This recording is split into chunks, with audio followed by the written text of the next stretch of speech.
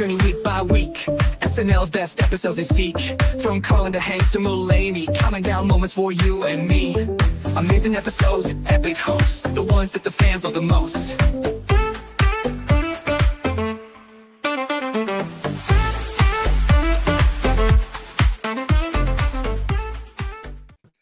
Yes, welcome on in, everybody, to the Saturday Night Network for another Monday night in 2025 to talk about SNL's greatest episodes of all time. My name is John Schneider from the SNN. So excited to be back with you on this Monday, as we are all summer long counting down the fan-voted results of our poll for SNL's greatest episodes. We are, of course, here as a presentation of LateNighter.com, and back with my man Bill Kenny for week number 7. Bill, is it?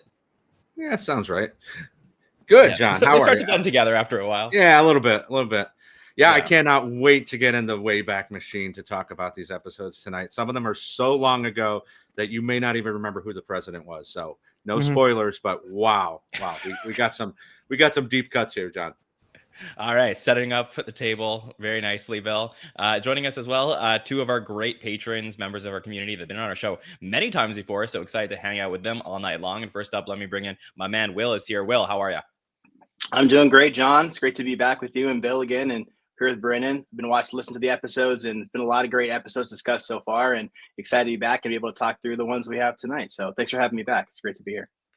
Of course, Will. So great to get to talk to you. Brennan is here as well, joining us on the panel tonight. Brennan, how you doing? Oh, I'm doing good. As soon as you played the opening theme, my headset said battery low, so I had to scramble for a cord. So good start. All right. I thought you were going to say that the headset said not good.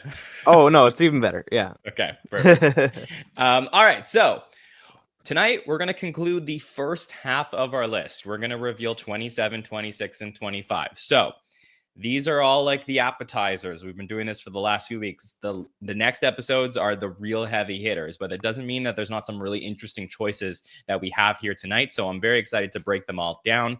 First, let's start, as we always do, with a look back at the list so far, talking through the first 50 through 28 here on the list. So let me bring it up on screen for everybody.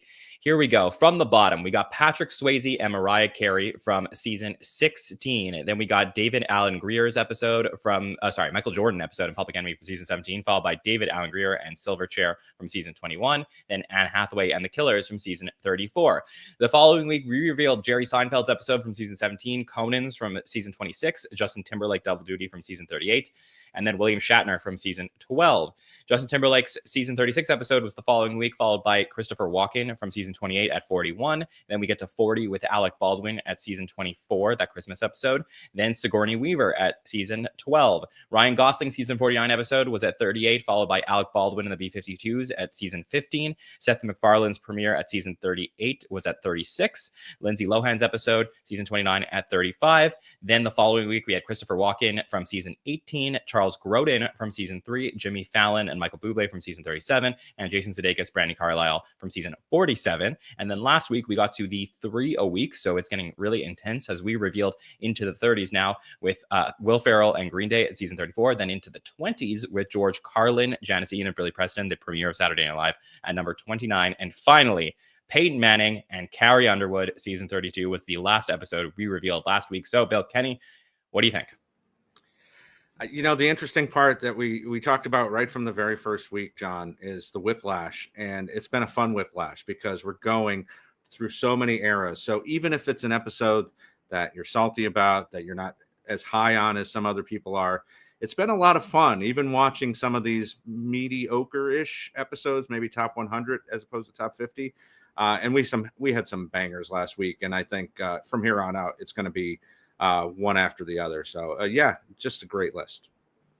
It's been really fun to talk through these because just with episodes, naturally, there's so many out there. You never really know which ones are going to be selected. But I think we're starting to head to the point of the list where you can map out in your head, if you're a big Saturday Night Live fan, which ones might be coming up over the next few weeks. So, Will, what do you think of the list so far, 50 through 28? I would echo what Bill said in that it's been nice to see the representation across all the different eras for these episodes. And you can really see what the fans have liked. Sometimes you can see the host is carrying the episode. Sometimes it's just an all-time sketch involved or moments that are involved with it being live that kind of stand to the test of time. So it's been really fun to see how everyone's ranked these and to see those moments within each episode, whether it's a great start to finish or there's just moments within it to see why it's made the list. And it's been great to get this curation of episodes to recommend to the casuals in the future. Brennan, I know you're a big connoisseur of the show, so how do you feel about the list so far? Well, the important thing to remember is there's 50 seasons of shows, so best case scenario, you get one episode of each season. So, and like already on the top of the list, there's already repeat seasons, so you're gonna have, maybe your favorite season on here isn't somebody's or isn't our top 50, but that's okay. I mean, if I couldn't tell you what 50 I put on my list to send to the podcast to, make this list, but when I look at the list we have so far, I go, "Oh yeah, I had a lot of these," or there's still, half the list to go too, and you go, "Oh, are the rest of my lists still coming up, or did I just pick a random one that nobody actually cares about except me?" So, I think we can all agree that even if there's a couple episodes on here that you think have no business being in the top 50, it is just so cool that the fans have come out and voted so many different eras onto the list. We haven't hit everything in the history of the show, but I feel pretty good so far through these first 6 weeks, just of the diversity of the different casts and times that we've seen. As Bill mentioned, you get the whiplash of going from, season 47 to 34 to 1 back to it's a really cool concept. I was just a little concerned that we might get like too many modern episodes or too many episodes from one era. I don't think we have that, and I don't think we're going to get that for the rest of the list. So I am really excited to break down what we're going to get to see here tonight. So let's do it. Let's talk about our first episode here at number 27 on the list. And this is an episode that is really fascinating because I'll say it's a little controversial in terms of how people feel about it, just based on what we know, Bill, from discussing it last year on the countdown, as this was an episode that pushed somebody into the greatest host list. But let's talk about it now with a very popular host. In comes Pedro Pascal with music from Coldplay. Oh no, if you're cheating on your wife, hide quickly. Pedro Pascal and Coldplay from season 48, episode 12. So very relevant, headliners here with Pedro having Fantastic Four coming out this week. And of course, Coldplay being all over the news. But we're just heading back a couple years to February of 2023, season 48, episode 12, right in the midst of what I thought was some of the strongest run of episodes that we've had in the modern era. And that includes this Pedro Pascal episode. So Bill, let me go to you for overall thoughts on it making the list here at 27. It's way too high, but we're seeing a pattern here, John, with the one-time hosts that we got on the greatest host list last year keep popping up, right? We've had Conan, we had somebody else too that Peyton, thank you. Just had him last week. So here's another one, and this is somebody who I think there's a fever pitch for him to come back and host. When he appeared in the Bad Bunny episode the following fall, like we were all so excited. Is he going to come back? Is he going to start working towards his 5-timer?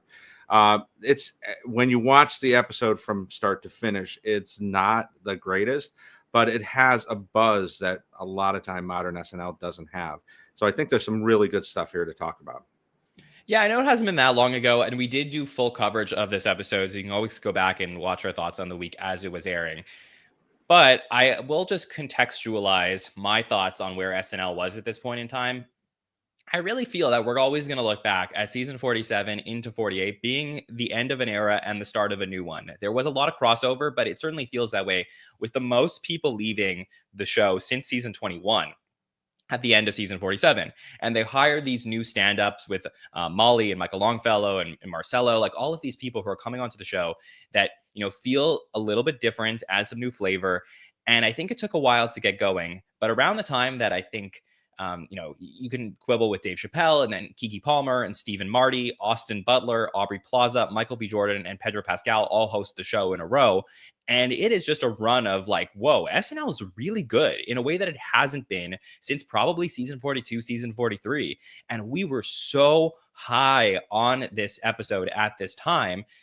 And, probably the end of season 48, just, and we may still feel the effects, gets really impacted by the writer's strike. But at this moment in time, on February 4th, 2023, I remember saying that I think SNL is back, baby. Like, it was just as good as it gets to watch all of these episodes in a row. They're not all perfect, but they were all really good. So, Will, what were your thoughts on seeing that we're going to be talking about Pedro Pascal's episode here at number 27 as the greatest of all time? Yeah, I mean, I definitely thought that it would land in the top 50. It did come in higher than I thought that it would be, but to your point, it was a shot in the arm to the show. It was catching a rising star who's still rising since he actually hosted, and I feel like they did a really good job of capitalizing on his stardom when they came. You can see with not a lot of evergreen stuff in there that we'll talk about today, but it was definitely he did a really good job, and I think was able to show off his chops in comedy in the format that really played well with the fans. And as you said, there's been a clamoring for him to come back, and you could see why he did such a great job and why people would want to see something similar to this in a more recent way or soon because of how well he did the first time around. He was certainly becoming the biggest star in the world. He's probably the biggest actor in the world now. Like, it's just, sometimes SNL gets the right person at the right time.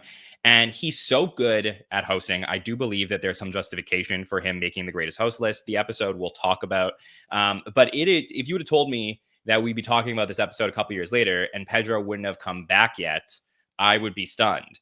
Now, there was talks for him hosting the season 49 finale. That didn't end up happening. I know he would appear in the 50th anniversary special, but I think he's like, if he never hosts again, he will become one of the biggest what if hosts for one-timers ever. So the expectation is that they will find a way to get him, Brennan. But I would love to know from you what you feel about this episode overall landing here at 27. Oh yeah. It's too high. It's probably correct for the three that we're going to talk about today in ranking wise, from lowest to highest. But that is absolutely no fault of Pedro Pascal, because he is, from the beginning, he is very, very, very good in this episode. And the reason he's on that list is, I mean, of course you have to host a show once, but he's shown up a few other times, and that, that helps for sure too. That you get a little bit extra thinking about him on the show due to his other appearances. But this episode is really good. It's a really good episode. I'm glad it's on the list. Out of what we had in 47, I might have put a different one on there too. I mean, there is one on there too, but I'm happy. I'm content. I will say that. Yeah, and this is season 48, by the way. So I just want to I know that some of these recent seasons do blend together, but we have seen so far on the list a 47 in Jason Sudeikis, a 48 in Pedro Pascal, and a 48.9 in Ryan Gosling. So over the last few years, we could sort of tell from this list which are the episodes that really stick with people. I love what Mike Murray said a few weeks ago, where Mike said, should we put some sort of, marker down of we can't include episodes or think about these things because they're just too soon. And I think that, Bill, I'd love to know your opinion on this, because last year we did the greatest host countdown. Pedro Pascal comes in, so we both rewatched that episode only, less than a year later. And we were like, it's so hard to judge. And I do feel, for me, that I got a better grasp on the episode with even more time out. So I do think that plays into something. What do you think? Yeah, it's really hard. And I think, got to make the sports metaphor, John. If you're a big Cubs fan, if they said Pete Crow Armstrong, who's having an incredible career incredible season for the Cubs, he's one of the greatest outfielders of all time for the Cubs, you'd be like, oh, hold on.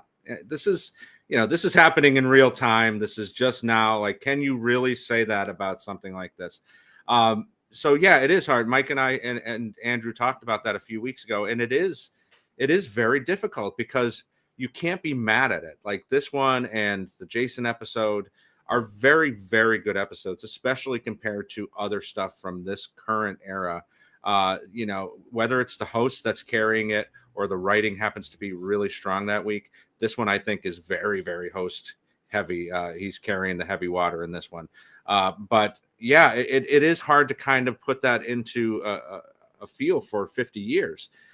So I don't know. I think you would need, if you were going to talk about something this recent, it would have to be actually an all-time episode from start to finish, stuff that we can't even contextualize how great it would have to be to really be in this conversation. I agree. I also think with the Jason episode, there was a little bit of a difference for me in just like my personal viewing of these things as they were airing, which was that as we were covering season 47, it was very obvious to me that Jason's episode for a lot of people was the best of the season, if not second. Like Mulaney's and Jason's, I think people were talking about all season long. I think with season 48 and there just being a run of really strong episodes, a lot of people, there's like a vocal, I guess like a vocal minority of people who just like love Pedro Pascal in the SNL community, and they're just pushing this episode forward.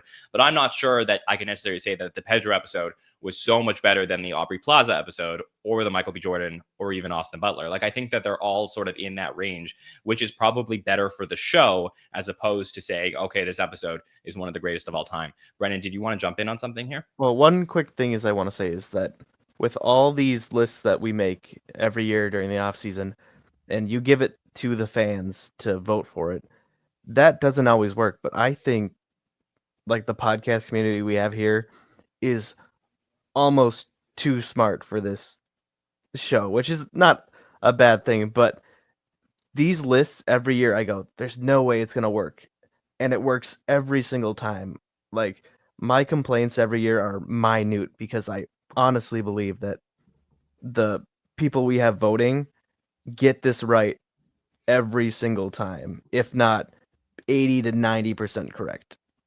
Like if you had the actual experts on this, they would be pretty dang close. And you guys are the experts. Those lists are pretty dang close to what the fans come up with every time. So yeah, thanks. I appreciate that. And like I said, like there's a lot of people who are fans of the show who naturally put this on because not just because they love Pedro Pascal, but because they feel like this is the best episode they ever watched. And that's fine. That's totally fine. So let's talk about if we feel that way after going through it. Now, this is interesting because sometimes we start with things that I think end up being iconic moments for the show. And in the real time, I remember covering this the night of and not knowing that one of these pieces would end up having that status. But I think there's one, if not two here that you probably need to talk about. And let's start at the end for a second. Let's start with Lisa from Temecula, because that night we were making Debbie Downer comparisons for sure as we saw this and we saw the cast cracking up and Bowen just going crazy. And it really felt like people sitting around a table laughing at like one character. So it had that aspect of things. But I don't think anybody realized watching that live how much of an impact it would have in modern times, because we had sort of seen it before as super fans of the show. And it really blew up. There were articles, as we headed towards the 50th special, when you saw characters from the history of the show in different, media and on shirts, like Lisa from Temecula was there. This has become like a modern popular character in a world where we don't have many characters. And the stories of like being under the table and whoever was there shaking it even harder, it definitely feels like something that was like manufactured to become this viral moment, Bill. So I will say that this will always be remembered as the Lisa from Temecula episode. Yes, it definitely will be. And it's good to see Ego get a piece like this. This year we got Miss Aggie. But this was a great moment for her. And SNL did really try to make this, as you referenced, John, like they'd make this artist rendering of all these famous characters, and you got the Blues Brothers, and you got the Coneheads, and you got Hans and Franz, and there's Lisa from Temecula, and you're like, what? Like, just hold on a second. Like, I know it was a great moment, and that's part of the joy of it, is seeing the way that the cast is acting. Punky is great in this as the sister. She tries to hold it together better than most of the other people in the scene do. Pedro's losing it as well. So I think it is a very good thing. The fact that they brought this back 2 more times already is kind of like, oof. But this was a viral moment and as you said, a recurring character that we don't get anymore. other than maybe we'll get a Domingo Lisa from Temecula cage match in season 51. Yeah, because I was always a huge fan of Ego, and I felt like some of her work was the most under just like didn't have the I guess general like approval the way that the fans like could really see as they're watching the show. Like she wasn't getting the credit I think that she always deserved, and all of a sudden everyone's like, oh, who's this Ego person that's been around for years? Like once Lisa from Tokyo come out, and like as someone who really admires Ego, it was like, no, she's done so many other great things. And so that's why I was really happy this year that Miss Eggy came out, because for me I was like, oh, Miss Eggy is like something that I feel like is so well deserved for the credit. And it's not to take away from Lisa from Temecula, which I do find funny, but this was like a very big viral moment, Will. So I'd love to know your thoughts on revisiting the original incarnation of Lisa from Temecula. Yeah, it was really fun to rewatch it. I would say it's a lot of times, and we could talk about it tonight too. There's sometimes obviously the breaking is the litmus for having something come back, and you watch it just on its own, and it's like, was this good or was it not? It's a highly quotable sketch, and they're like, and obviously with how much that's going on with the sketch and Ego being able to deliver and it being looking like everyone's having so much fun with a lot of other regulars who don't typically break. Seeing that sketch and having it be the way, and that's why you're pro John, starting with this sketch instead of leaving it for the end of the conversation, it left the episode on such a high note where, a lot of times that 10-1 can be, outside of Wayne's World, right? You never see him again and can be kind of a throwaway. But the fact that it ended the night on such a high energy, it was so much fun of a sketch to watch. A lot of, great promos from Ego. I think the writing is solid too, that it was I think it left a lot of people with a great feeling in their mouth about that episode. So a great feeling about that episode. So I think that's one of the reasons why, as you mentioned before, of a couple sketches we'll talk about as well, why fans would have voted this one. It's one of those, for episodes, there's those moments, those clips we're going to see forever. And whether it's a Debbie Downer, whether it's Lisa from Temecula, its inclusion in this episode is, I think, a great reason why it was voted and why it probably is higher just for this alone. But one of my favorite moments watching live, and then being able to go back to it too with like I still say a lot of the quotes in that sketch to this day. So I do enjoy it. Yeah, I enjoy it too. It's just that it was probably like I was just surprised, I guess, how big it got. It wasn't like I'll admit it, I was anti-Domingo, but I wasn't anti-Lisa from Temecula. Like I just didn't expect the amounts that people were going to talk about it. And I also think look, as fantastic as Ego was in this sketch and the lines were really fun, I think Pedro Pascal's energy also elevated it. The fact that they were building up to this point where he has an infectious energy that I think he brings to the show. And I think he shares that quality with Justin Timberlake and Jerry Seinfeld and Seth MacFarlane, some of the other ones that we've talked about on the list before, where you're rewatching the episode and you're like, okay, this episode would certainly be worse with a different host that didn't bring the fire that he was bringing and elevating everyone else around him. And I think that, all came together in a really fun way. Brennan, what were your thoughts about revisiting Lisa from Temecula? Well, the quick thing about Pedro Pascal being so infectious and all is he is a lead of probably 75% of the sketches tonight, which you don't see very often with first-time hosts at all, or hosts in general. The only thing that I play down on Lisa with from Temecula is that Pedro Pascal breaks earlier in the waking up sketch, and I think it's funnier. I honestly think him doing the accent and waking up is way funnier than everyone breaking in Lisa from Temecula. But that could just be a personal gripe. I always like to have random personal gripes, but the second half of this episode is so much better than the first half of this episode, and everything, as soon as you get weekend update outside of Coldplay, all bangers, every single one of them. So yeah, that's interesting. Well, I certainly think that if that sketch is not, the Lisa from Temecula sketch is not in the episode, it's probably not as seen. It's probably not as seen as high. There's other really fun moments and other ones that I think have gone pretty viral.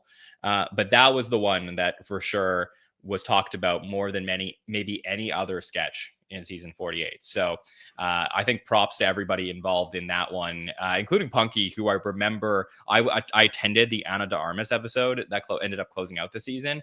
And I remember sitting with Punky and talking to her about that sketch. And she said she was like visibly holding back tears as she was trying to hold the pitcher of sangria from falling from the table. And it was just so funny for them because they had never experienced anything on SNL going as what they thought was wrong. Like they thought the sketch was just falling apart because they didn't understand why the table was shaking as much as it was, or if that was supposed to be happening. So because of that, I do think that this moment is really exciting to look back on. The other Lisa from Temecula's that have followed it, now that the expectation is there, it does remind me a lot of Debbie Downer of like, we're going to, hit all the beats that we've gotten before. All right. I did say that there was one other big moment. I think we could probably go through the episode and I'll tell you when we get there. So let's go to the cold open first, which was, wow, was this ever a moment in time? And again, it was only February 2023. But do you guys remember the Chinese spy balloon that everyone was talking about as it was shot down over the ocean? I literally forgot until I watched this episode. I had no memory of this until, I totally forgot. And I'm sure that we like said at the time, and I'd have to go back and rewatch the podcast to find out for sure, but I'm sure we said like, nobody's going to remember this. But as I was watching this, I was like, oh my gosh. And it is just such a quintessential Bowen Yang character, just as we're going to put him. Like, of course, you're going to put Bowen as the spy balloon. It could have been a big tub of nothing, but I thought some of the lines here were really good, including just saying that he can't believe that he's Joe's Osama bin Laden, stuff like that. So they certainly had fun with this one. Bill, what was it like for you looking back at this cold open? Yeah, that was the line I was thinking of too. And the size of 3 buses. Ouch. Is the other one that sticks out. Yeah, this is very, very forgettable as far as the moment itself. I mean, the hubbub and the fear that all these spy balloons were all over the country. I did have to go back in my mind and remember that, because every time I saw the balloon part of it, all I could think about was Balloon Boy, which is now a Netflix special, by the way, which SNL also covered back in 2009. But yeah, I mean, there's not a whole lot here, but this is Bowen at his very best. Something about him playing characters that are in water always seemed to work, right? Yeah, definitely. I mean, it was a big night for Bowen Yang. This is like, if you're a fan of Bowen, this is a great episode to watch him on. Will, what was like for you going back and seeing this spy balloon from China episode? Same thing. It was one of those things where you just kind of, something gets a memory hold and you're like, oh yeah, that's a thing that happened and was covered, in the cold open. I was aligned with Bill. The buses line really tickled me watching that one over again. And yeah, it's just it was definitely a very there's a lot of things in this episode capturing a moment in time in very specific ways. I think is a theme throughout the episode, and this was definitely a great way to start that theme. I think of what we saw. We'll see a lot of times the rest of the episode. Yeah, Brandon, for you got anything on this cold open? Okay. All right. So in the monologue, we get to see that Pedro's going to come out and talk about shooting The Last of Us and The Mandalorian. So he's like, if you think he was in a lot of stuff then, he's in a ton of stuff now. So he's the busiest guy in Hollywood and talks about his family in Chile. And, I think part of the reason why this episode has become so popular was that a lot of people from around the world who don't typically get to watch or see SNL were watching that week.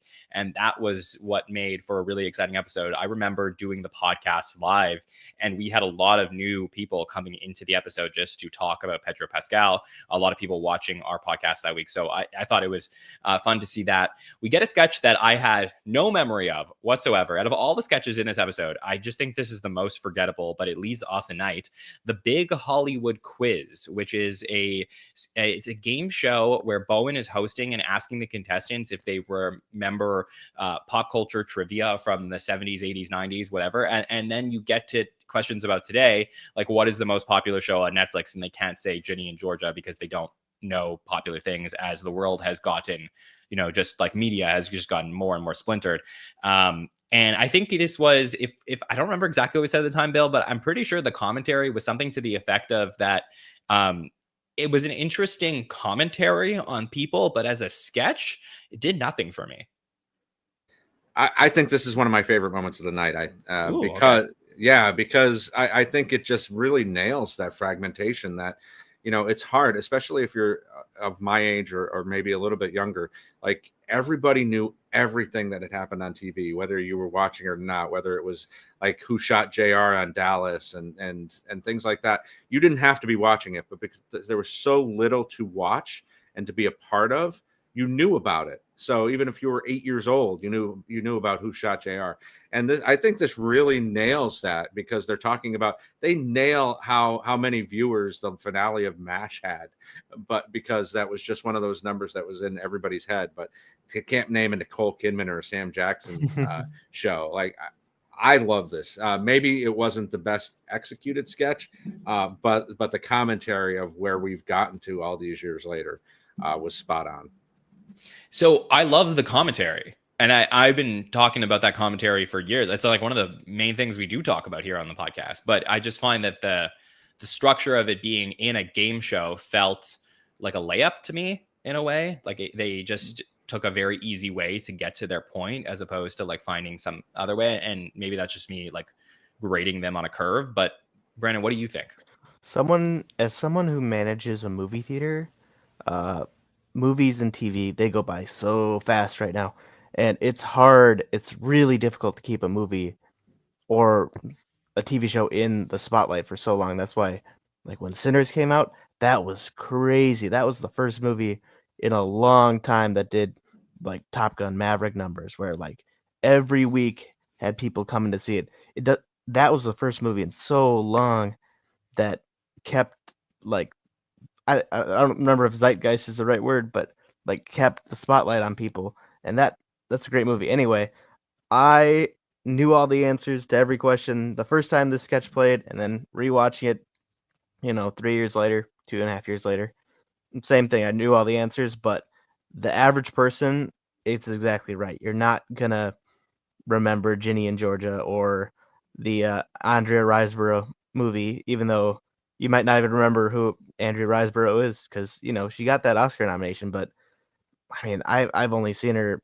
I never saw that movie. I never saw her in. Maybe saw her one or two other movies, but yeah, you have to really know your stuff, and if you don't know that, people are gonna forget about it. Like, it's really, really difficult to have a movie or TV show stay in someone's mind right now. It's real difficult. And this is the perfect description of exactly that. Great sketch, but not as good as maybe better than the waiter sketch, but I think all the other sketches were better. But I didn't hate the sketch. It's a good sketch, good commentary, but it's a game show sketch, so.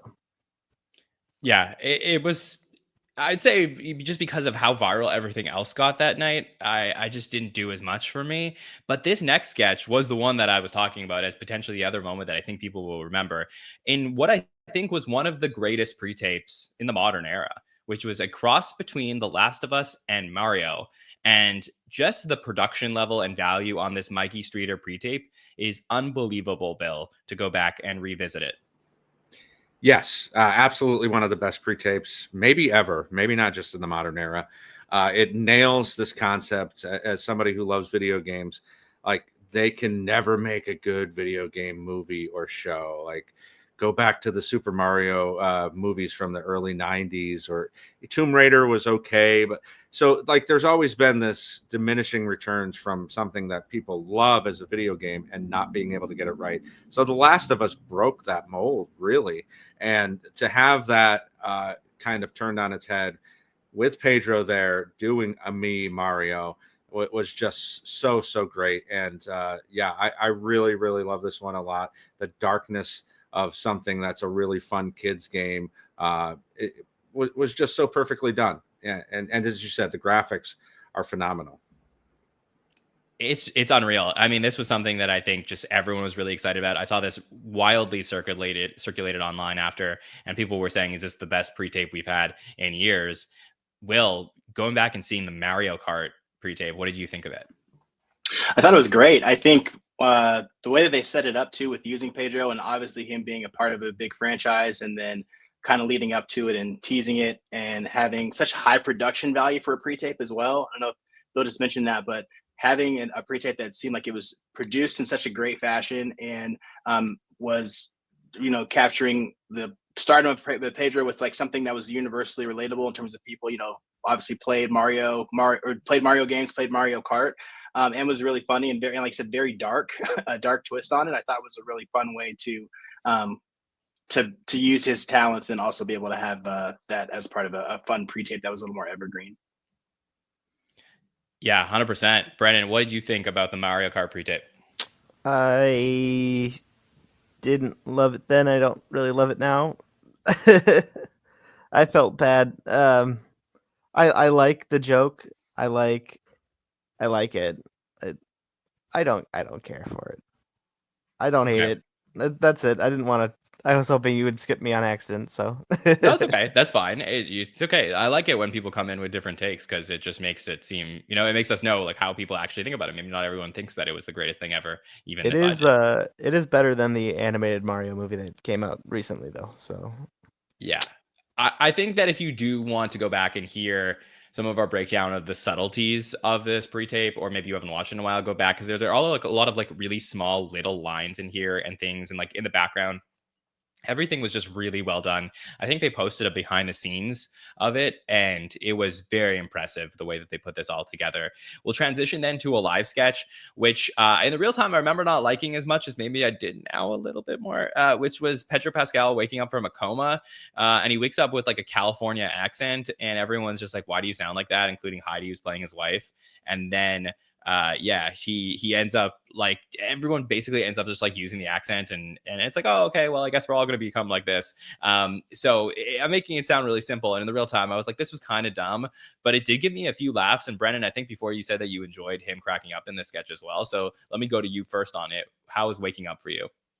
it's I would put it number 2 on the night, and that's not taking away from like Lee's from Temecula, but there's one that we haven't talked about yet that's the best sketch tonight.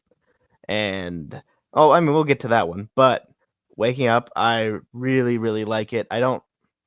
It's not like it's a cop out ending or anything like that. When everyone starts using the voice, kind of lose it for me. But I think Pedro Pass. This is his best. I don't think performance is the right word, but this is his best performance of the night. I really, really think I'm gonna steal from the next sketch, but whatever the term with crumbs and serving is, he did all that in this one, and this Yeah, is his sketch. this is the start of us getting very like into the weeds on language that people use nowadays. Will, what was it like for you going to see the waking up sketch again?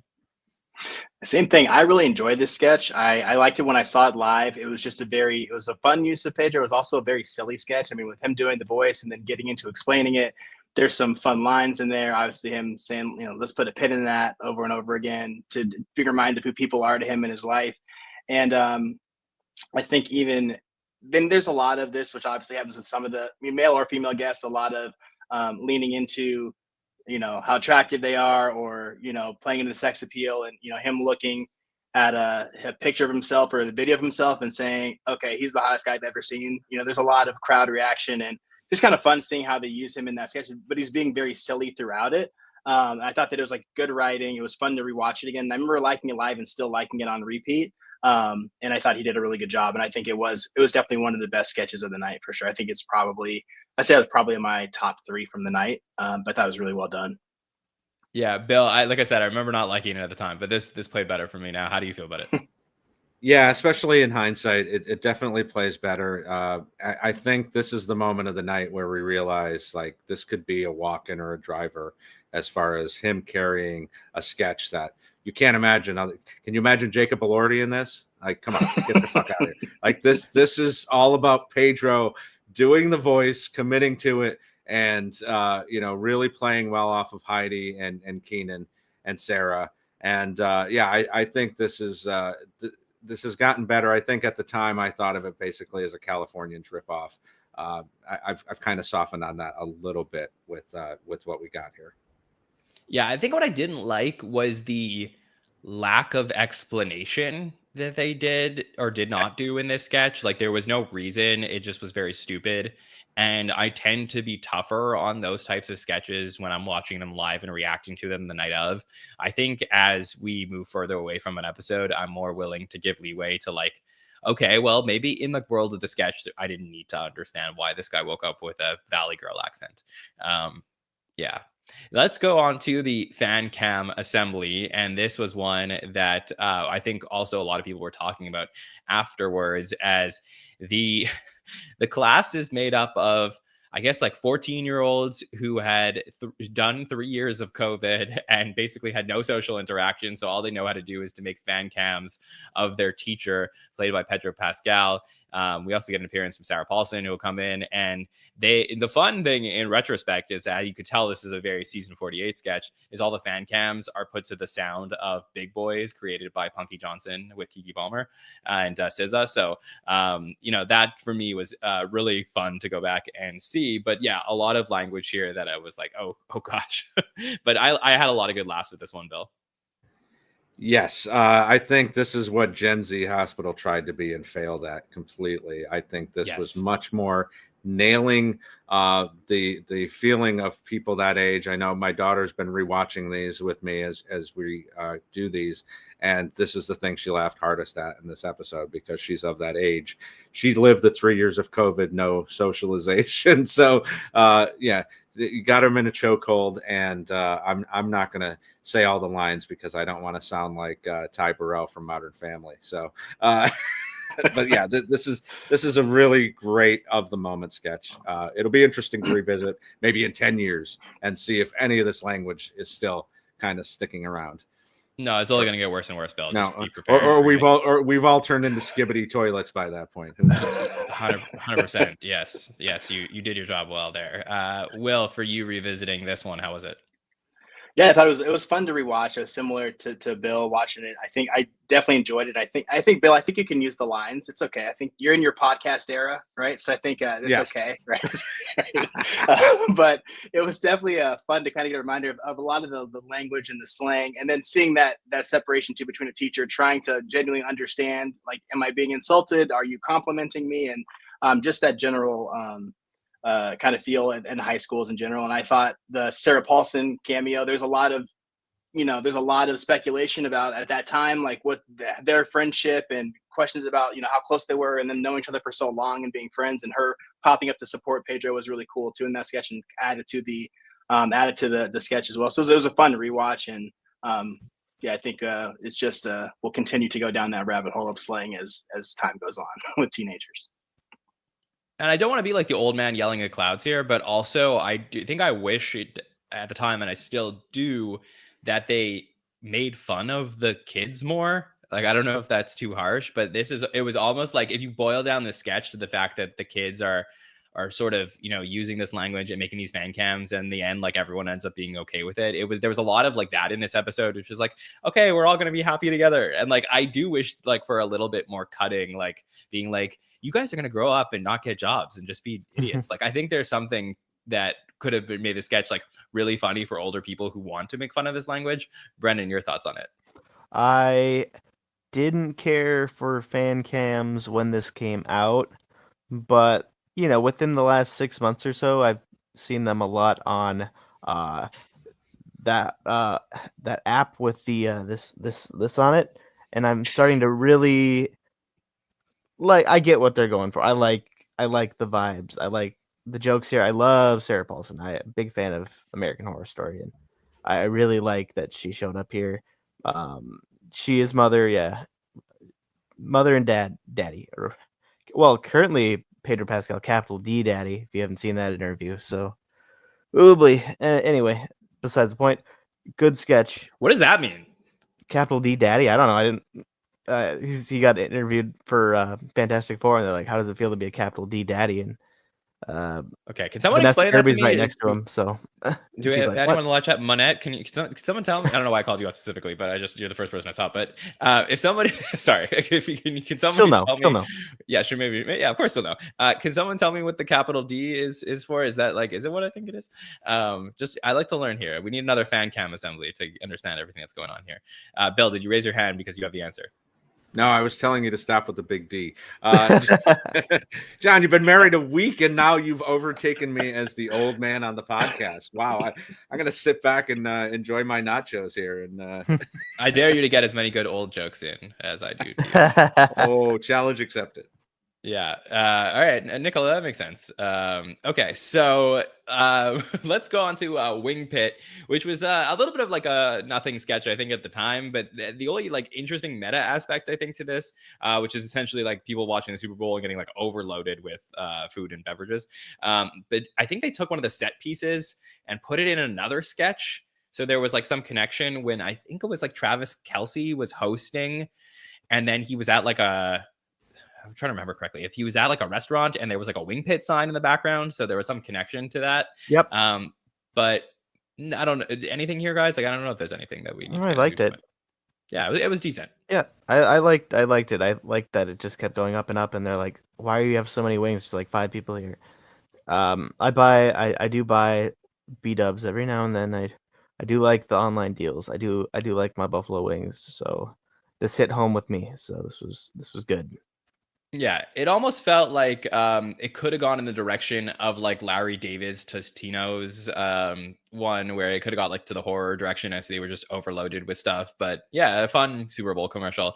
Then we have Coldplay. So I mean, just the band that is completely forgotten, no one's talked about since then, but has it's crazy how sometimes this works, that we get to talk about Coldplay even though they've probably been in the music class for like 8 episodes, but we got to talk about one of them this weekend after the most viral thing. And what's even crazier is they did a song called The Astronaut, and I'm pretty sure that it was like the CEO of some astronomy company that was like hooking up with his employee, and just what a crazy coincidence. So Will, do you want to talk about that, or do you want to talk about the music we saw from this episode? I'll flip a coin. We can go either direction, but I thought that it was to your point, John. It was very funny that this week of all weeks is when we're talking about a Coldplay performance. I guess the universe, as you make the climb from 500 to 1,000, I guess it's a good way to start at 501, go in this direction. But it was a really good. I think Coldplay always does a really good job with their performances. I think that they always bring it when they're on SNL. I think that they always try to have good set pieces and try to bring, I think they bring a good energy, and I think that they are probably one of the, whether you like Coldplay or whether you are bringing your side piece to a concert or not, I think you can count when they're on SNL. They're going to do it. They're going to have a good performance and do something creative. So I thought they did a good job in this. But it was very funny that it fell on this week of all weeks that we're talking about them on the podcast. Okay, so Brennan, you're like the biggest concert guy that I know. Mm-hmm. First of all, have you ever seen a kiss cam at a concert? I don't know. I feel like, well, it wasn't I don't know if it was a could kiss this have cam. I been a think they big were setup? going to 'Cause the. I've never seen a kiss cam at a concert. I mean, depends on big arena shows. They do like to pan to the crowd a lot. Now, I haven't seen the actual full video. I've only seen that little part, so I don't know if it was an outright kiss cam or not. But I know that most arena shows I go to, they do like to cut to the crowd Okay. a lot. And that being said, I would pay probably about $150 to see Coldplay, even though I haven't really personally enjoyed them on SNL in a while. That's not talking down to them, because I really like what Will said. They put on really good set pieces. It's a good performance. But like, of the episodes we're going to talk about tonight,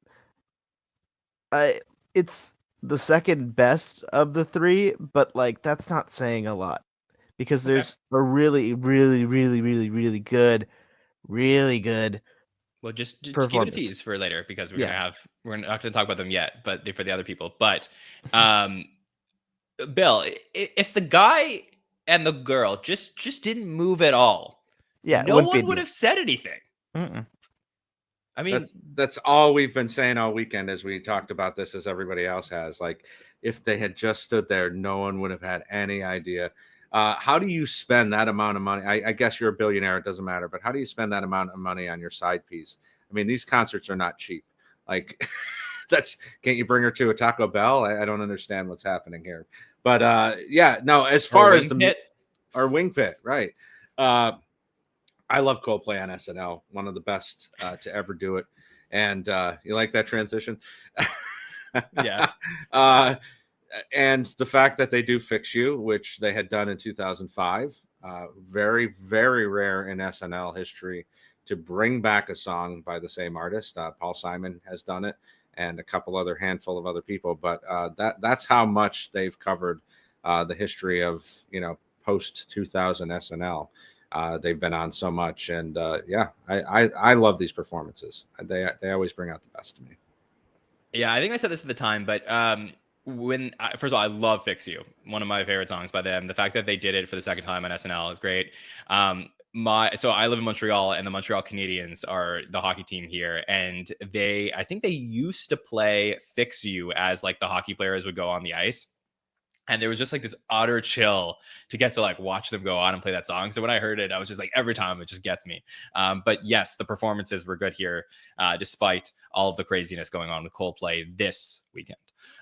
Let's talk about what we saw on Weekend Update, which to me, this was like so cool because I was watching this episode thinking like, wow, at the time we were watching this thinking the future of the show is really strong. And it's not to disparage anyone who was on Update, but like, I think that in February 2023, when you see Michael Longfellow as Punxsutawney Phil and Devin Walker and JJ as Shirley and Millie Pounds, you're like, this is the future of the show, and they're building towards it. And like, to various degrees, these guys have stepped up, but not to the point where I feel like we thought they would be right now. So it is a little bit of a time capsule moment, Bill, to see like them really pushing them all as potential future stars here in February 2023.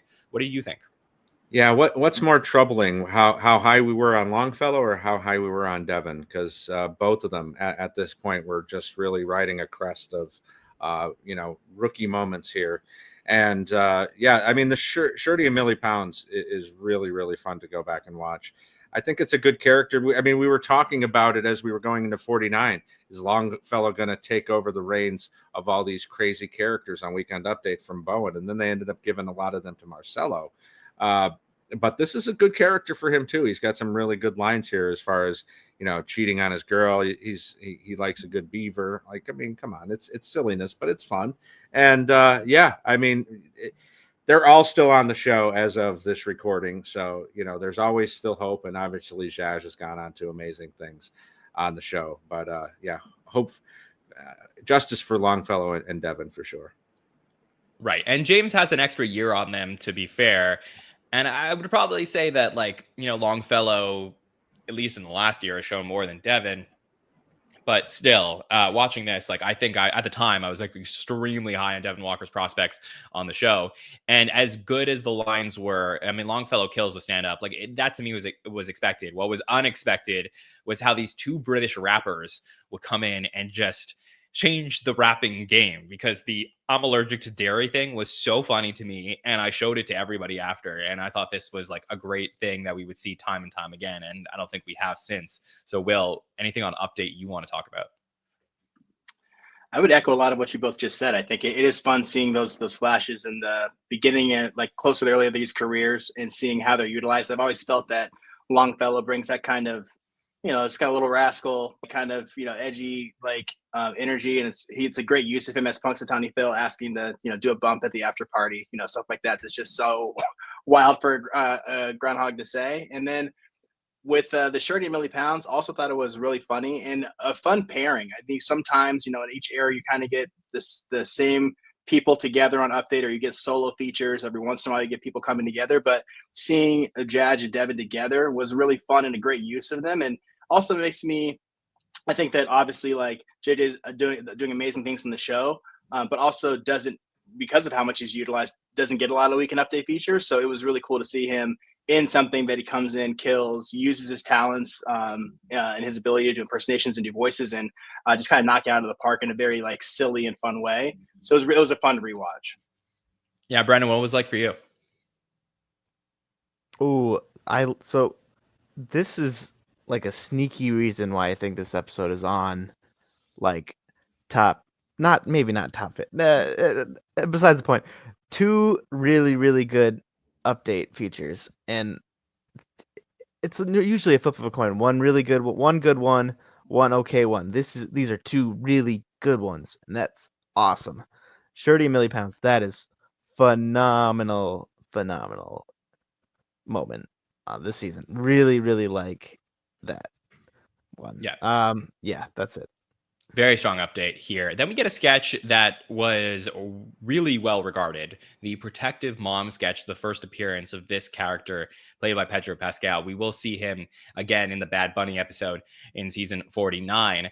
But this sketch, which I was really praising, was between Marcelo Hernandez, who was in his first season, opposite of Chloe Fineman and Pedro, and the back and forth here and the language as they set up this guy going into a house, meeting, introducing his new girlfriend to his mom, and the cultural differences, and how there's a full story arc being told here as we go from her being really overprotective and not approving to them ending on, her saying, "Can we say a prayer before we eat?" And then her like falling in love with her potential new daughter-in-law, is so well done and so well told in such a short period of time that for me, this ended up being one of my favorite live sketches of the entire season. And I'm so happy that it was here. And it's probably does get overshadowed by Mario Kart and Lisa from Temecula, but this is the one that I felt like should continue to get praised. And I was happy to see it be brought back only a few months later. So Bill, how was it like for you revisiting Protective Mom? Yeah, this is Marcelo's breakout moment, I think. He's had a couple of shining moments before this, but this is really, but Pedro steals this. And yeah, I mean, this is so relatable. It doesn't have to be this culture. This is something that anyone who's brought home someone who's from, a different religion, different ethnicity, there is that cultural difference that has to be coming. And the mother is often the one that's kind of, driving that home. So getting to see Pedro play that role and really dive into it. Again, this is another moment like we talked about with Waking Up, where it's all about him and what he's able to carry in this sketch. So I really like this one a lot. Didn't like the second one as much. We've changed girlfriends by that point with our girl Chloe Trost. But this first one is really one of the highlights of the night for me. I think what was so fascinating revisiting this one, Will, was seeing Marcelo's role in how different he is than I've seen him on a week to week throughout season 50. Like, he doesn't have that crazy over the top energy that we got very used to seeing from him as he developed on the show. Here he's very subdued and playing, beta to Pedro's alpha character in this sketch. And it's a really interesting thing to go back and see from his first season. What did you think of it? I thought the same thing. Yeah, he is very calm and very subdued. But one of the things that I really love about this sketch and Marcel's performance is that I just love how true Marcelo has been to bringing to light things that he's experienced in his life and things that are culturally relevant but universal. And the use of Spanish in this sketch, which could very easily be any other language, but having him link something that he's comfortable with and the host is comfortable with, clearly fluent. It's not an impersonation of Spanish. They're actually speaking Spanish, and having enough Spanglish, in there to hit home on the joke, so everyone's in on it while he can have this moment of being himself on camera with the host. I thought it's been a really cool part of his journey on SNL to be able to bring something that you just typically don't get to see, or isn't easily accessible for a lot of cast members, and seeing the early stages of him saying, "What can I do that I know and bring to the stage?" is really cool to see. And I thought that it was fun to rewatch and seeing him an earlier version before we get to see him, lean into the energy that he obviously has and can unleash on sketches and an update. So I really enjoyed watching early Marcelo. Brendan, where do you stand on Protective Mom? This was the one that was my favorite sketch of the night.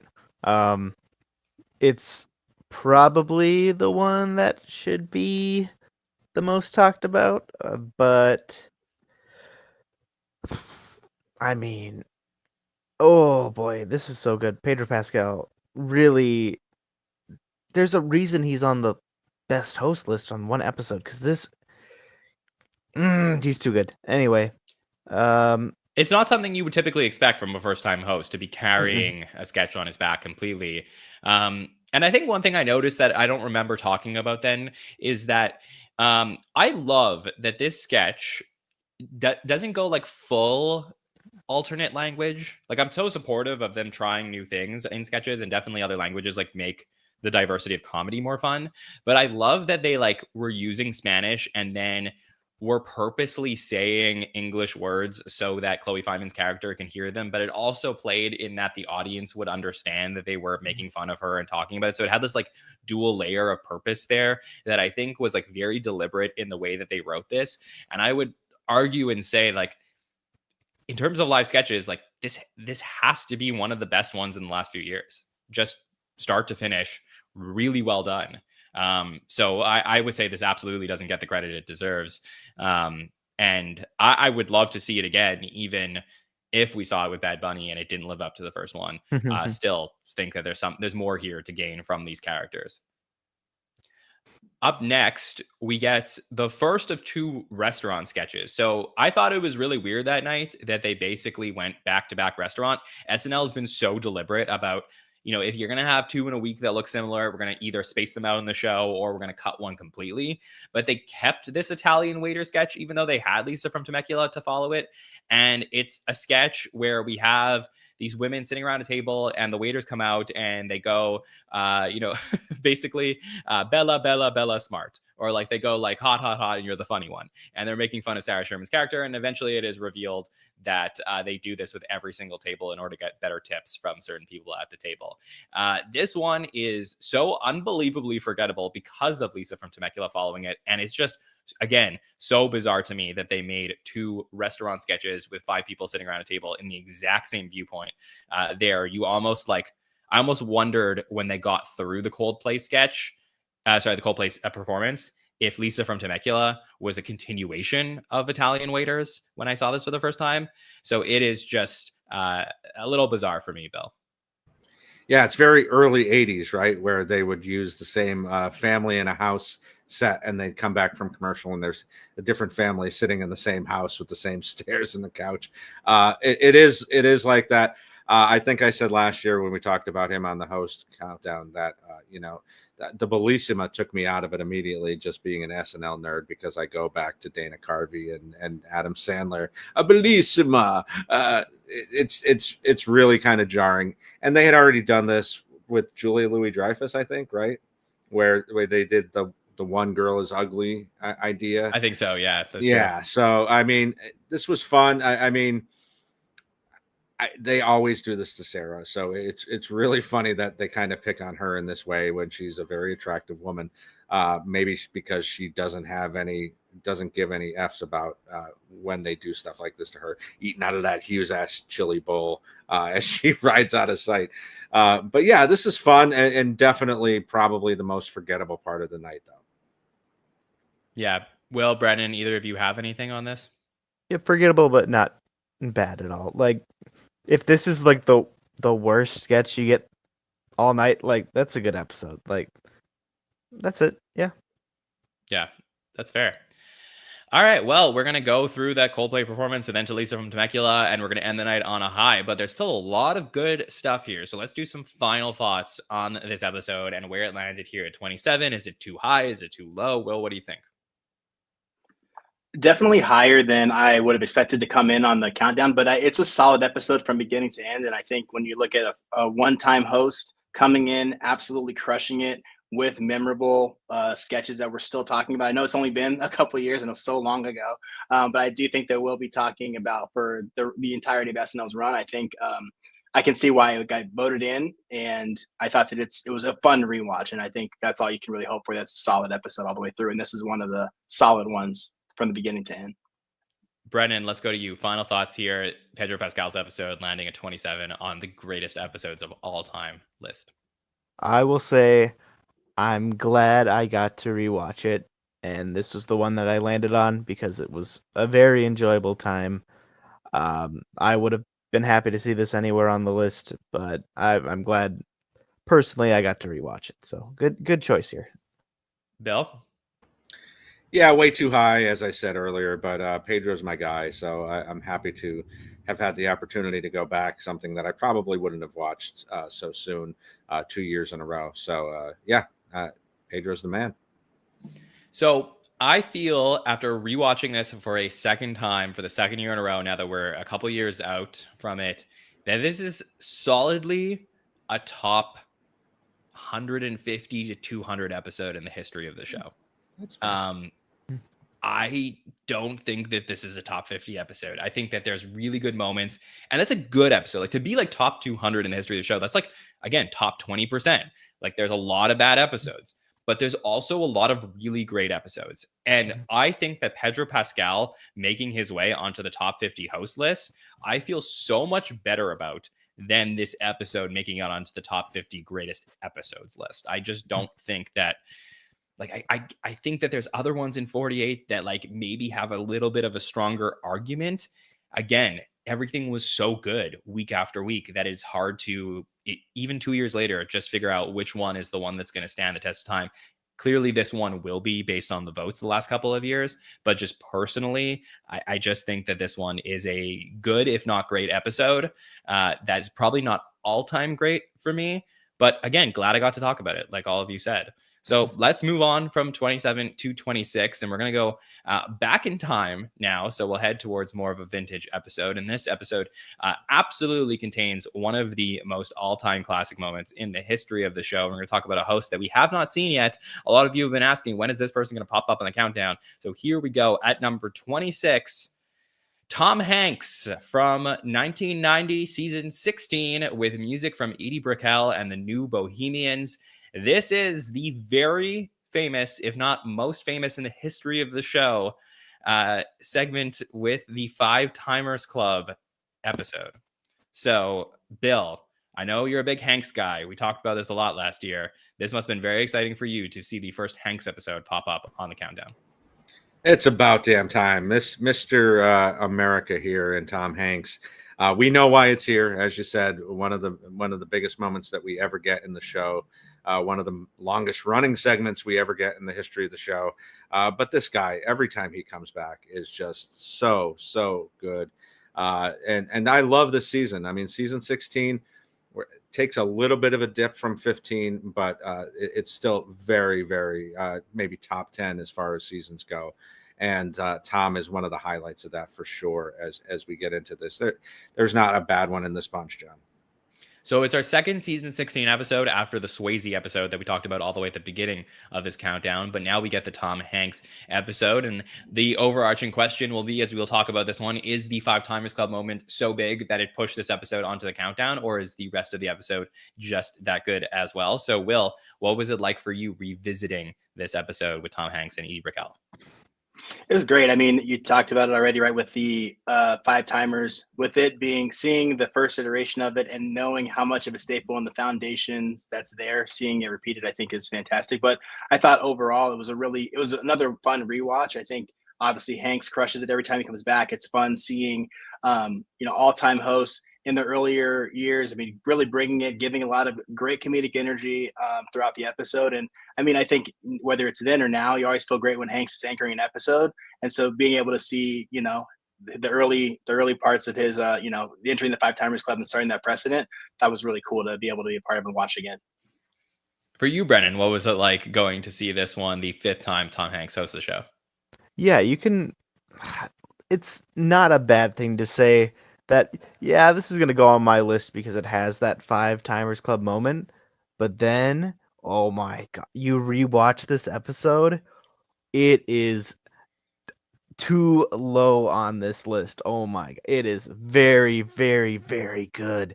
I mean, I personally, if it was in my 50, I hate to say I did that same thing. I was like, five-timer monologue, perfect. It's on that list. But oh man, this is a good episode. It is a great episode. And there's a lot of good Tom Hanks ones, so it's hard to necessarily parse through, but I think you got to start here when you're thinking about these epic moments from Tom Hanks. And we will start with that monologue because I think this is the greatest monologue in the history of the show. I wasn't on the week that we did the Jimmy Fallon, Michael Bublé, but like I really, really love that monologue where Jimmy's going around the entire studio. I know Andrew Dick argued that they do that a lot, but for me, like the fun energy that they brought to that Christmas episode made me feel like that was like a top 5 monologue. But this one for me is so great. And I just want to, again, contextualize this episode, which is we're sort of towards the back end of the second golden era. And what was really cool about watching the show from season 1 all the way through halfway through 16 is that in the first 5 years, the show is extremely meta. You open up a lot of these episodes at the locker rooms, you get to know the cast members in who they are. That pretty much all goes away when you get to the Ebersol era. I know that there's like some Joe and Eddie stuff. There's Gary Kroger. Like there are some things, but like the show referencing itself doesn't happen as much. Like it becomes very like about the current cast. And I think that like especially because you get that in the original era with them referencing Chevy when he's no longer there. But I think it takes a while for the show to just be like proud of its history. And then, Lauren comes back, has a bad year, and then eventually they get this like second great cast. And I do feel like this moment here in the monologue, where we're now through a few years of SNL becoming great again, is the moment where SNL realizes that it is an institution. And before that, it was a show. Now it is a show that is a part of American culture, that you are rewarded for having seen the show in the past. And that is like this moment only becomes as epic as it can be had you watch every episode up until this moment.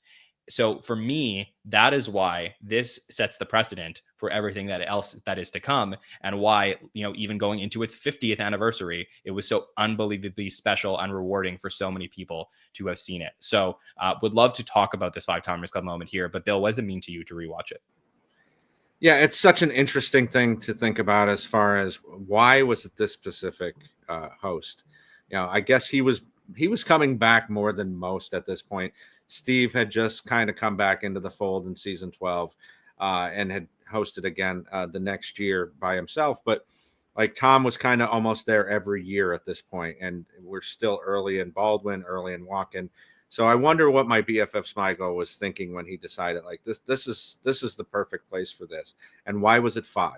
Maybe because that just kind of rolls off your tongue when you think about it. 5 times sounds better. I know when we get to the 90s, they try to do a 7-timer with John Goodman with the Crown. Ridiculous. But yeah, I mean, this really, as you said, John, so perfectly, like it really opens the door and gives you that reward as the longtime fan. You sat through some of those horrible seasons that, from the early 80s. You sat through season 11. Here we are, second golden era, and you're still with us. So here's a little treat for you. Bringing back somebody like Elliot Gould, who hasn't been on the show since his infamous coming back in season 6 and not knowing it was a different cast. You get Paul Simon back in the building, who's, around a lot. And you get Lovitz back for the first time after he leaves the cast the previous season. So, fan favorites in the building. Yeah, I love this. I love that they bring this back, and I don't care if they do this every time they get a 5-timers, because I think this is just one of those moments that's a pat on the back for all the super fans that SNL has.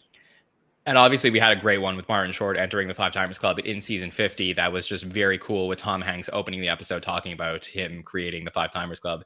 And there's a lot of like little things you can quibble with here and there where you're talking about like who's really in the club, who's not in the club, all of that stuff.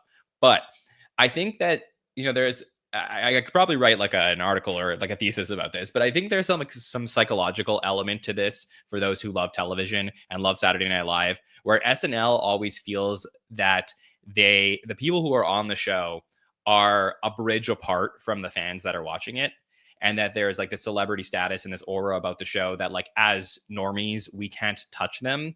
But when Tom Hanks brings us as the audience into the club, I think that us getting to see it sort of tears down the facade of like that we're not a part of this.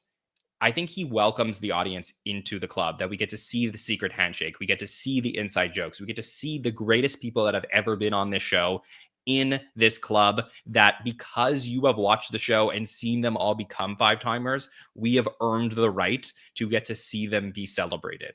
And I think as a fan of the show, that is what makes this moment so exciting for me, and why this is, my favorite show of all time. So Will, what was it like seeing this first 5-timers Club moment? It's incredible. I mean, whenever I see it on just in reruns or just a part, it's always there's so much fan service, to your point, John. You feel rewarded for being able to be a part of it and being on the inside of the show, and seeing the sketch, seeing it start being able to see, obviously we talked about all the 5-timers that are there and more, seeing Conan O'Brien, hand Tom Hanks' jacket and knowing what his stardom looks like and all the things that he's able to accomplish and contribute to the show. And then being able to see, like you said, all those elements that you see repeated even now to this day. And as the club grows, and I think, it's funny because I think that first time with it really truly feeling like this exclusive club, but you said you're getting to be brought into, to it evolving into an even bigger and greater club based on how long the show has been around. It's fun to kind of get that peek into it early on, to see the conception of it come to life, and all the things that have come since then. It was great to rewatch. I totally agree. Brennan, how did it feel for you to get to see this one?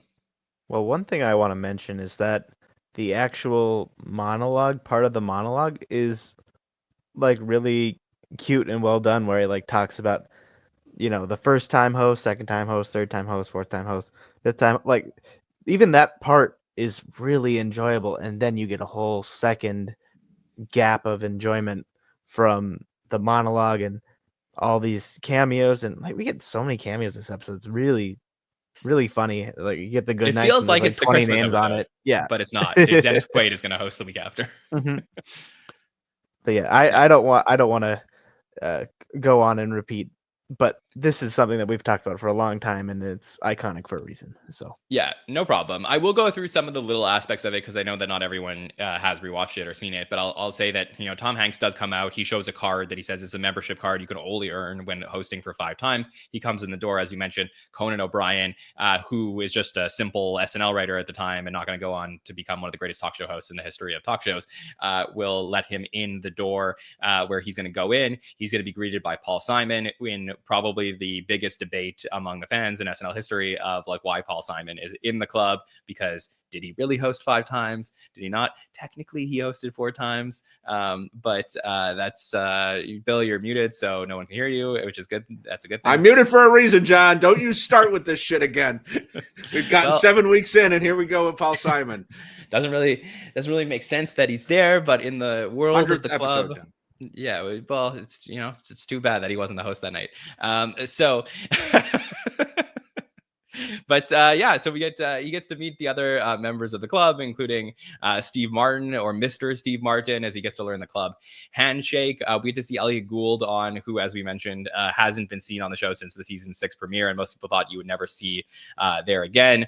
John Lovitz as well, there as the waiter of the club. The drinks that they're going to have, including the Joe Piscopo, and again, like mentioning an Ebersol era cast member who hasn't appeared since then was so crazy and so meta. And it's this moment of like, oh, like, if you've been watching and you've seen Joe Piscopo on the show, like you get rewarded for knowing who that is and why the jokes are made there. The Chevy Chase joke where Steve Martin calls him a ham, like all of that stuff. And then Ralph Nader, like eventually trying to get into the club, and the Mr. Nader, like you've only hosted the show once, and he's like popped in a bunch of times into the show in history. So like that is also funny in itself. So they take a lot of these little elements. Like obviously we're missing a few people there that I think like, would have been absolutely iconic to see again, including Buck Henry. But I believe there had been some sort of falling out after the new show and Buck Henry being on there. And I know he would appear at the 15th anniversary, but he doesn't appear that night, which is unfortunate. Obviously, we don't get Chevy in this one, and Candice Bergen, who had recently become a 5-timer, I think 6 months earlier, would have been great to see her there, but we will get her eventually in the Justin Timberlake 5-timers club and with Jonah Hill as well, and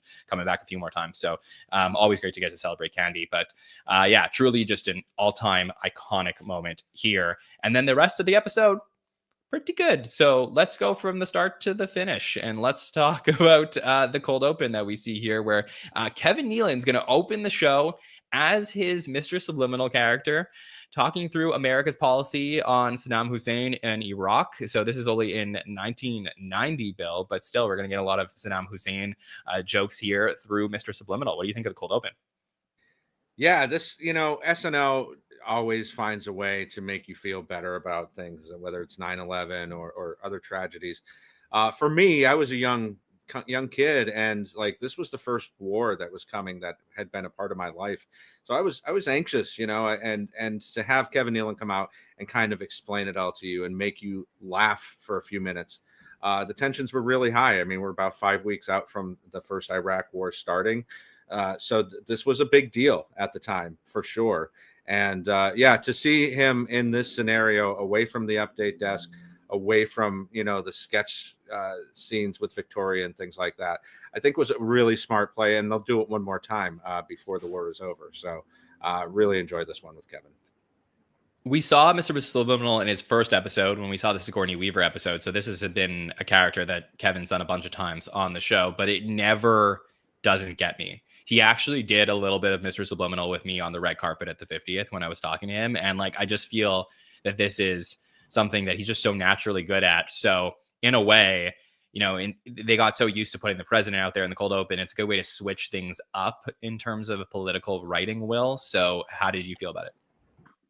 Yeah, I was actually going to say the same thing. And Bill, I appreciate the context in terms of, in the show, obviously watching them live and knowing what the feelings are going into it, to be able to have that set up, to be able to explain what's going on. And I thought that it was a good use without the usual presidential address or a sketch that's, mocking the planning of it or something involving Saddam Hussein, to be able to use a character that people can relate to, but in a very funny way, with all the doing the Mr. Subliminal, bit and talking about, lobotomy, body bag, pussyfooting, just kind of throwing those little lines in there as he's talking was, I thought, a really clever way and fun way to deal with something that was obviously being taken very seriously. And Nealon, obviously one of the great cast members, he comes in, crushes it. And I thought it was a really fun way to open the episode and kind of get right to your point in a very funny and clever way. Brennan, what did you think of the cold open? I like the term. I mean, it's not really a term that's not like out of the ordinary, but it's very well done. It's oh boy. I really should have more notes when I do this, but Mr. Subliminal, the way this character works is that you just say, "Oh man, that's so true. Oh man, that's so true. Oh man, that's so true." Like, you don't say it out loud, but the way the messaging there is always spot on. You can he's spot on every single. I really like this character, and I've always been a fan of it. I like that I didn't know that it was in this episode, because it was the perfect way to start out a really, really good episode. Following the monologue, we get a sketch called Gross Out Family. And this is a sketch that feels like right out of the new show. If you ever gone back and watched Lorne Michaels' failed SNL alternative during the Upper Saw era. But basically, this is a Tom Davis sketch where the whole family just continues to do gross things. It's a fun moment, including, I think, a great Chris Farley moment that no one talks about, as he runs into the room and closes the door, and the prop on the wall just falls, and he looks back during the sketch. But yeah, the whole family is just like trying to drink spoiled milk. There's like sweat coming off of Farley into their food. They're all sniffing the kitty litter.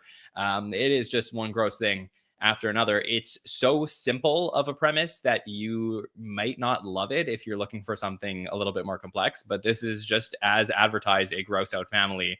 Bill, what do you think of it? Yeah, not a lot of escalation here. That's probably something we'd pick apart if this happened on a show that we were covering today. But the Farley part is great, where they're all rubbing his stomach, his sweaty stomach, them falling down the stairs. And then, 5 hours later or whatever it was, they're still falling down the stairs. Jan's great here. Tom really commits to the bit with the milk on his upper lip. But yeah, not a whole lot here, but this feels not only very new show, but something that this cast was very good at doing, making a meal out of something, no pun intended, that wasn't really a whole meal. Yeah, it does feel, I don't know, maybe this is unfair, but it feels like cheating a little bit in terms of that. I get that these are like simple sketches to make, but it just feels like someone came up with an idea and then they're just like, they only win because they're performing it so well, but like there's nothing to it more than that. So I almost like hate to reward it, because I prefer things on Saturday Night Live that have more layers to them. What do you think, Will? I would agree. I think it's a very cut and dry premise. You can see the only escalation happening with the things that they're obviously like smelling and tasting, and stairs are falling down. I thought that, even like the way they got out of it is very kind of cartoonish, with just Hanks, going back and forth between. I think he's sitting in there's a nail on a chair, and then he's sipping the milk, and he's just kind of just cartoonishly going for it, sitting down, drink, sit down, drink, and it's like just him just really going for it. I think to your point, like John, it elevates the sketch, but it's very cut and dry, and there probably could be either a crazier escalation or maybe other people coming in, other neighbors or someone else coming in that's to make it, I guess, to escalate the sketch a little more. But I thought that it was a solid sketch from beginning to end. And I thought that I was going to say too with I think just this one, it just kind of, they got in and out. You see a lot of those too with some of these sketches tonight. It's like sketch, deliver it, get it out. Don't necessarily need to believe, to drag it out for too long. But I thought that they did a good job of just doing it, executing it, get out. Brennan, how do you feel about it? It's a very good sketch, but you can tell in the writer's room that they just came up with one thing and they came up with 2, 3, 4, 5, 6, and then it was done. Which makes it sound worse than it is, because I feel like we're being a little hard on this sketch because it's still very funny. But yeah, they just do like there's lot not of a lot these to in this say. era. There's not a lot to say. You're right. They do a lot of these in this era, and some of them work better than others. Like the one with Kevin Nealon where you can't like tell how far something is from like the distance and stuff like that. Like that one works better for me rather than just simply a gross out family. But yeah, if you watch the new show and you see a lot of the writers from the original era that have joined on, like they write a lot of these types of sketches. Okay, so now we're gonna go to Mr. Short-Term Memory. So this is the third time that we're gonna see this sketch. This time it's in a game show. There's a pretty iconic bit here between Tom Hanks and Tony Randall where he cannot remember who Tony Randall is. But I'll say I love this character. I always have from Tom Hanks. I think, Bill, this is the greatest theme song in the history of Saturday Night Live, the Mr. Short-Term Memory song. Yeah, try to get this song out of your head after watching this sketch. Yes, one of the greatest theme songs that we get, especially in this era where we get so many of them. How has he never brought this character back? Like, he's been on the show so many times since 1990. I think this would be something great to see him bring back if he hosts, fingers crossed, sometime in season 51. Maybe, I think this is the best out of the three, too. I think the scenario of him being on a game show makes the most sense as far as this character, and the only time we ever get Tony Randall on SNL. So that's kind of a little side note there. Yeah, it is really good stuff. Brennan, I'll go to you first on this one. What do you think of Mr. Short-Term Memory? Well, we don't get it back because he forgot about it, of course. So yeah, this is a really good game show sketch, and I mean just the part right at the beginning where honestly the actual game show part is almost as clever as the part where Tony Randall shows up. And I really like I really do like this character. I will agree that this is the best showcase for the character, but if you would have told me to tell me which short-term memory was on each episode, I don't know if that's the right way to put it. I wouldn't remember which episode goes with which one. Does that make sense? Yeah, I mean, I think it's one from the season 14 premiere, like that original one where you see him at the restaurant, like not remembering anything opposite of Victoria, I think is the best one.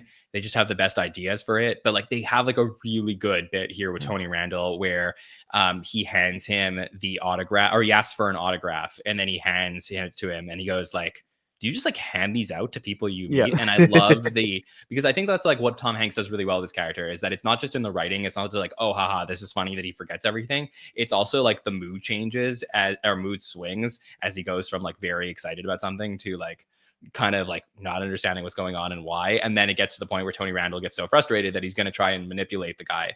And I think that turn on it does work for me. Did it need to take place in a game show? I mean, that's another interesting thing here. But Will, what do you think about this one? Yeah, I was going to say something similar to what you said, John. It's not just he forgets everything and they let it be.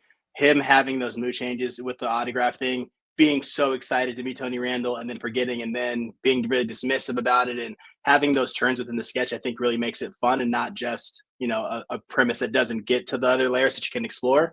And I think one of the other things about the sketch that makes it great too is getting a chance to watch Phil Hartman, obviously one of the all-time greats, just being such a great game show host. And I think probably the best, he's on the Mount Rushmore of game show hosts for SNL. I think watching him the joy and disgust and just exasperation he has with the character, but still letting Tom Hanks shine in the sketch, I think adds to just how much fun it was in the rewatch too.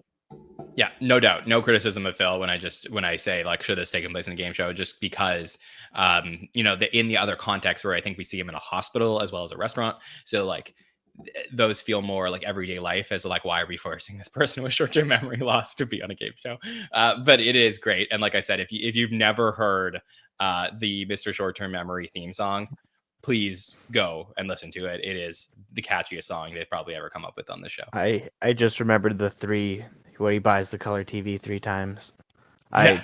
I was like, all right, now I'm higher on the sketch again just because I remember that and how bad Victoria Jackson is at the game, and so I'm back in it now.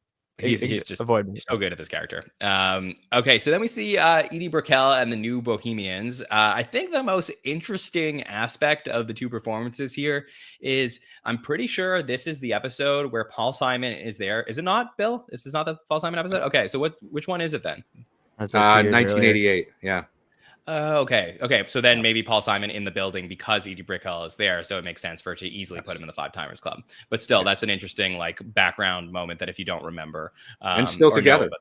Still together. Yeah. So, but great performances here from Edie Brickell. Brendan, was this the one that you were saying you're pretty high on? Yeah, this is so good. This first one is so good, and the second one is so good. Oh my God, they need more bands like this on SNL. I get bummed every time that we don't have a full band, and there are a lot more. The surprising thing is it seems like rappers seem to bring out a lot of full bands now. I really do enjoy that. I just like a full band on SNL. It doesn't need to, like, way more back then, it didn't need to be an artistic showcase. It just needs to be a good performance, and this is the very, very good performance right here. I would have liked this to be the 1988 performance because I like that song more, but that's just a song preference, not a performance preference. So yeah, good stuff here. Bill, would you go bonus points on this one for some music? I think so. It's easy to put Edie Brickell in this one-hit wonder box, but they had a good run other than that huge hit that they had with What I Am a couple years before this.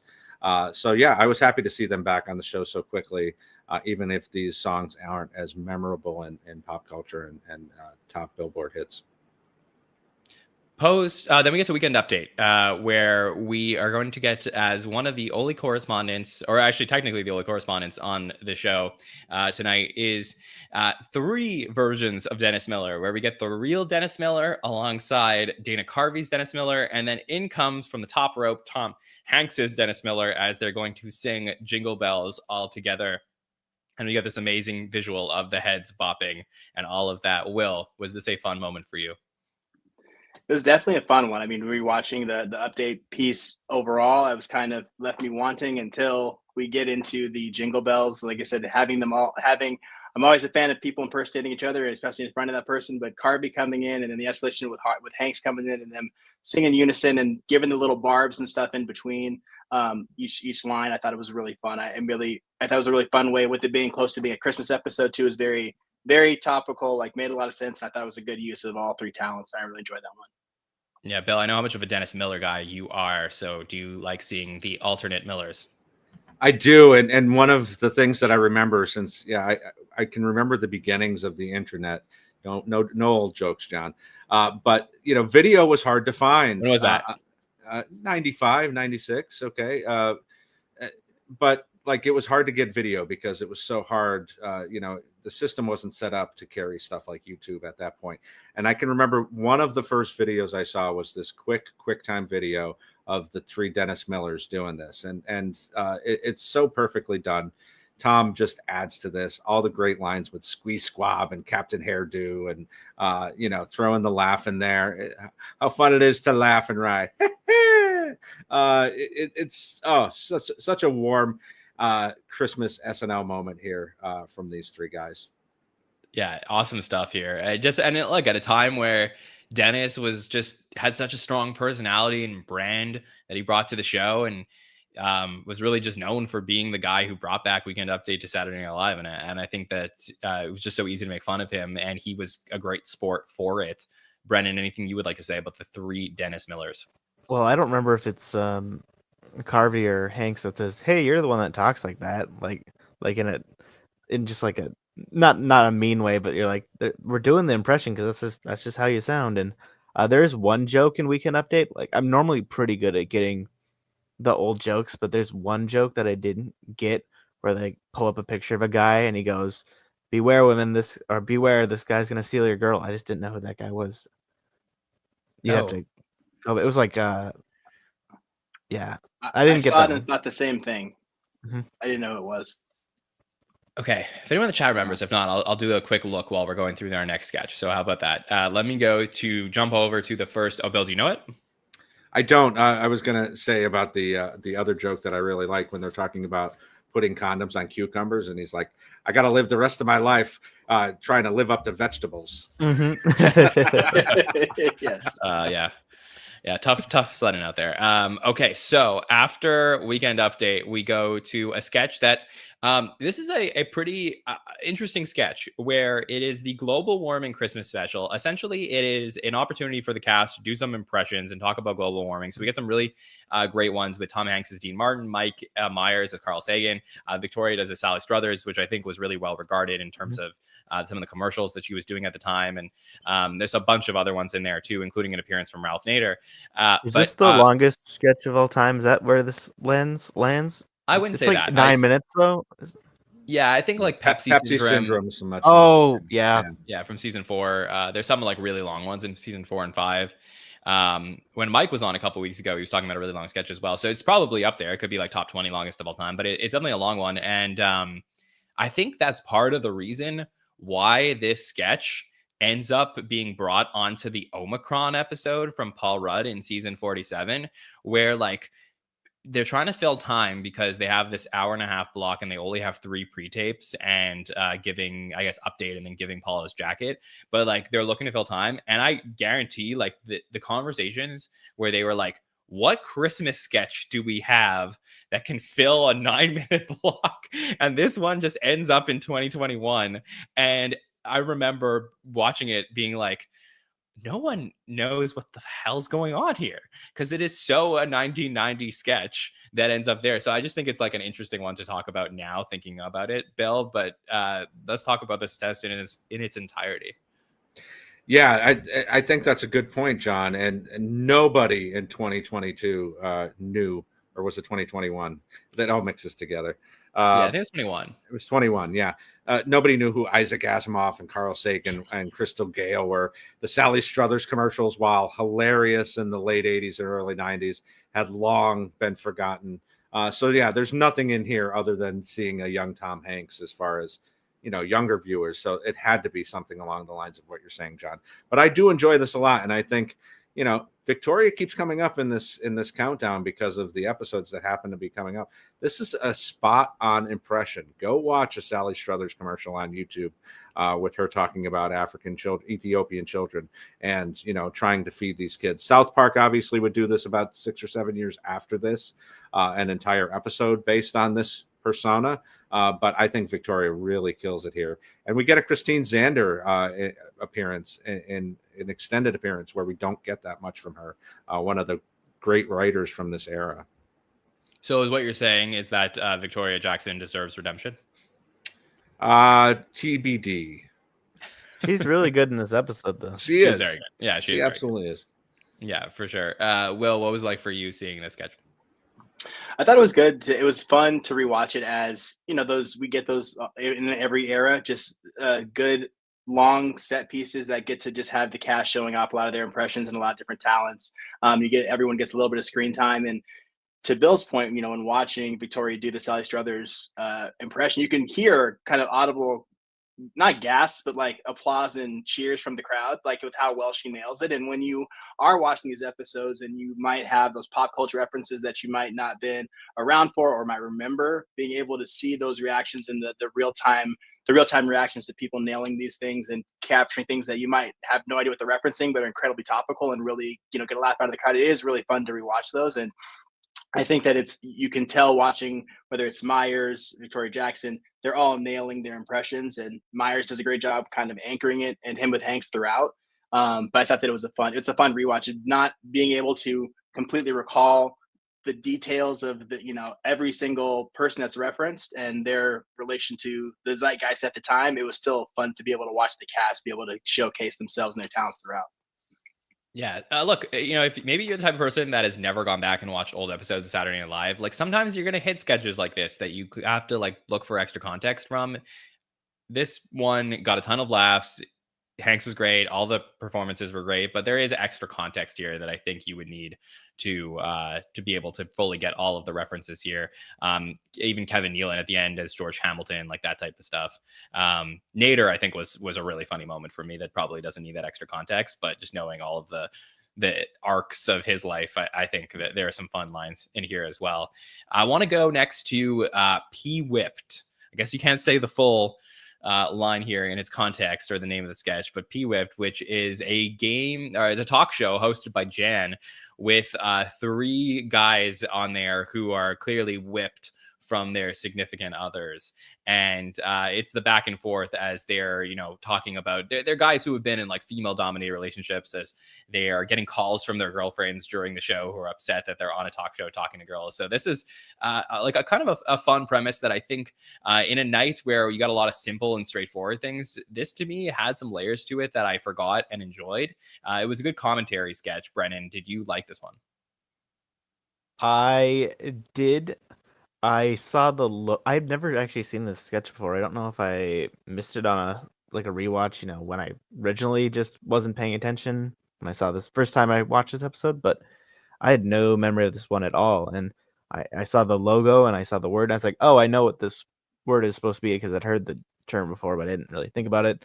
I had to, Google what the actual definition was so I could get full context of this sketch and all. I did enjoy it. I did like the controlling aspect of it. They are always checking in on the girls, and the ending with Dana Carvey being like, yeah, let's maybe not go out for drinks. Let's do our whole thing. And, they can't end up doing the show next week for Christmas reasons or whatever. I thought it was pretty funny. I thought it was pretty funny for someone who's never seen the sketch before. I liked it. So yeah, it's a really good one. And I think, I don't know if it just got like lost to time because like people just didn't want to say the whole thing, but the term whipped was like colloquially used a lot with like friends of mine, but like I never heard of it as like P-whipped or like whatever you're gonna say the full thing. I don't want to like disparage anybody, so I just don't know like how to say it properly. But like, but I was just definitely use the word whipped. So when I saw this, I didn't know if it was like 1990 context that everyone was saying P-whipped. Bill, was that what you and your friends were doing? Absolutely. But John, you can say this because they did say it in the original era, right? Pussy Whip, the only dessert topping for cats. It was a sponsor of Weekend Update in the original era. So why do you think they couldn't do it here? Probably because you didn't have that fake advertisement to go along with it. So that was probably why. But the cat noise and the whip sound are fantastic. I love. So you can say like pussy cat, but you can't say that Yes. in context of like women. Got it. Right. Exactly. I mean, there's a lot of stuff like that you can, say the word as long as it's followed by something else, or, when you can say, we won't get into all that. What were you gonna say? No, I mean, if you can say cock, it's fine. It's fine. You can say cock as long as you're holding a chicken in your hand. I mean, Okay. there's other words like that get a pass as long as you're doing something that shows. Oh no, we're not saying it in that context. yeah, it's context. Yep. Exactly. What else? No, okay, it's fine. Okay. I think you can say. I think you can It's say. fine. No. You can say Okay, Jesus cancel. as long as Jesus is in the scene, like the Family Guy That's good. episode where they, Peter keeps saying Jesus Christ. You can say that because Jesus Christ is in the room. So that kind of stuff. Yeah. What else? Okay, so let's keep going. Will, what did you think of Whipped? I thought it was great. I was trying to think of something else I could say, but I looking at it, seeing the opening to it, and seeing that it was entitled P-Whipped, I thought that it was really funny. I was kind of surprised. Like, it was obviously right there on the line of, I'm sure, as you're talking about with censorship and what they can and can't do, but knowing the context, knowing exactly what they meant, I thought it was fun. And then once again, when you're watching these shows and seeing universal themes, but in a different era, I think it's early in the sketch. I think it's Myers is calling his girlfriend, and he has it on the landline, and like you hear that busy signal that you see on landlines, and he's like, it's busy, you're all witnesses, and it's like that's 100% something of that time of being able to not leave voicemail or whatever the case may be. So I thought it was a really fun watching, and I think later in I think it's might be Carby that's talking about, how'd you know you were whipped? He's like, I was whipped at first sight. I think there's just like some really funny lines as they're recalling and talking about their relationships that it's just kind of funny to see how, like I said, in that context, the ways in which at the time, these guys being, very concerned with making sure that they don't get into trouble with their significant others. And then having obviously a female hosting the show, I thought was a nice touch too. Not like just a support group, but like, having Jan kind of anchor the sketch. That was really fun too. A nice touch to it. Yeah, I thought a great moment also is Tom Hanks with the pager, and it's just like, oh, yes, exactly. I remember that stuff. After that, we get the first edition of the Sabra Shopping Network. So Sabra being someone born in Israel, and so we get this Israeli shopping host Uri, played by Tom Hanks, who he'll end up going on to play a couple years later in the Sabra Price is Right sketch, which I think was probably the one that is most remembered. But this sketch has a couple of interesting things, including the first ever appearance of Adam Sandler in an SNL sketch, who had been hired as a writer, I think a week before. And then this is his first on-screen appearance. And then he would go on to become a cast member early in 1991.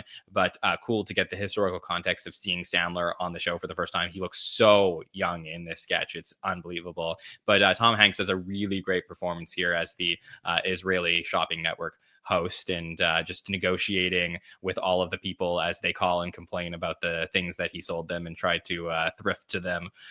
So a lot of fun here, Bill. Yes, and funny that time wise, we're talking about Happy Gilmore comes out. Happy Gilmore 2 comes out this weekend. Here's the beginning. I mean, Adam was on Remote Control on MTV a little bit earlier than this, but yeah, this is his first moment of one of the most famous SNL cast members of all time. Yeah, it is the forgotten piece after the Sabra Price is Right.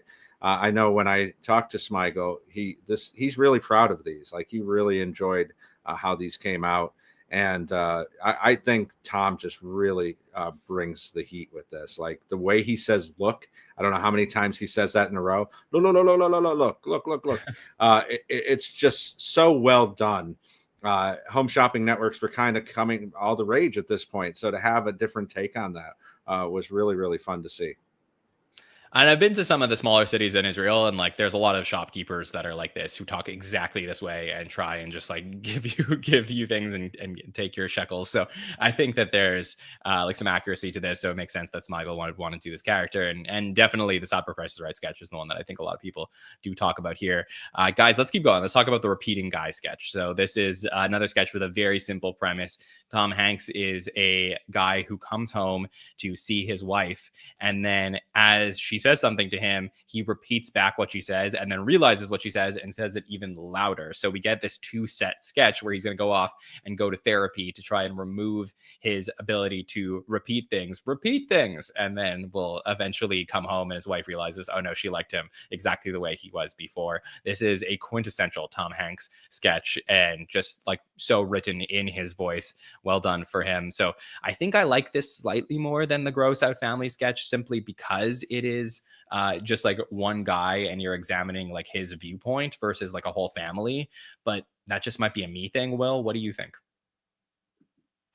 Yeah, I thought I think I actually liked the Gross Out Family one, just because I do like the collaboration, getting to see Farley and seeing all the different ways people are tackling the same kind of ridiculous grossness within the sketch. But I thought this was a fun one, especially coming towards the end of the episode with kind of an entire story arc of this person. You kind of get a moment in time and seeing a quick escalation, but seeing him go from being repeating, going to a psychiatrist, and then being able to come back to his wife. I thought it was a really fun way to play it out. So I did enjoy it. I would probably give the coin toss to Gross Out Family, but I thought that it was still a fun way to have like a very cut and dry, simple premise delivered really well. And I think Hanks did a good job. Brennan, what do you think of repeating guy? I was gonna say the ending actually made me laugh a lot. Just the explosion at the end was very, very funny and caught me off guard, because you don't really see any of the other stuff actually come to fruition, but that's the actually only punchline that does, because she mentions so many stuff outside of, I guess the kid getting hit by a golf ball or whatever he got hit by, but you don't really see anything else that gets mentioned. But the exploding wood, that got me. Well, that was really funny, and I did like this sketch, primarily because of the payoff at the end. I liked also the $10,000 joke with the therapist. That was really good too. So It's really good, and I like the callback, right, with the exploding house, and he mentions earlier that there's like exploding wood. So it is some fun writing here, Bill. It is, and it's smarter than it looks, because I think this is one of those things that gets lost to time with how smart sitcoms are today. Shows like The Bear and things like that are much more intellectually out there for you. Sitcoms in the 80s, while I'm fond of a lot of them growing up in that era, always had premises like this. The dad comes home and wreck the car. Like everybody's got this like hypersensitive way of reacting to everything. But they didn't do enough to talk about that's what they were doing here. So I think that kind of gets lost if you don't know where they're coming from with this. But I do like this one a lot. It has a bit of a Seinfeld-y premise. I could see that, of like they meet a guy who is like just repeats everything and then they all talk about it. So I could see that definitely.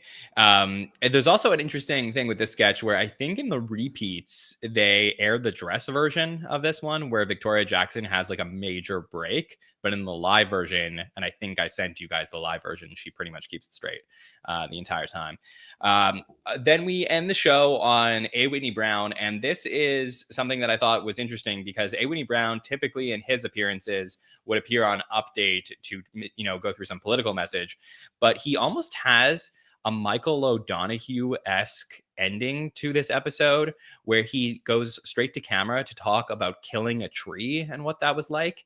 And every time I see this one, Bill, I think to myself, I'm like, Michael O'Donoghue would have loved this piece. Yes, and I'm such a big fan of A. Whitney Brown. I don't think he gets enough credit for what he was bringing to the show at this point. And I think, other than other obviously background roles where he was in certain sketches, other than his stand-up before he was on the show in season 9, this is really his only, kind of solo piece that he ever gets on the show. Yeah, the balls hanging out in the woods is a great line there.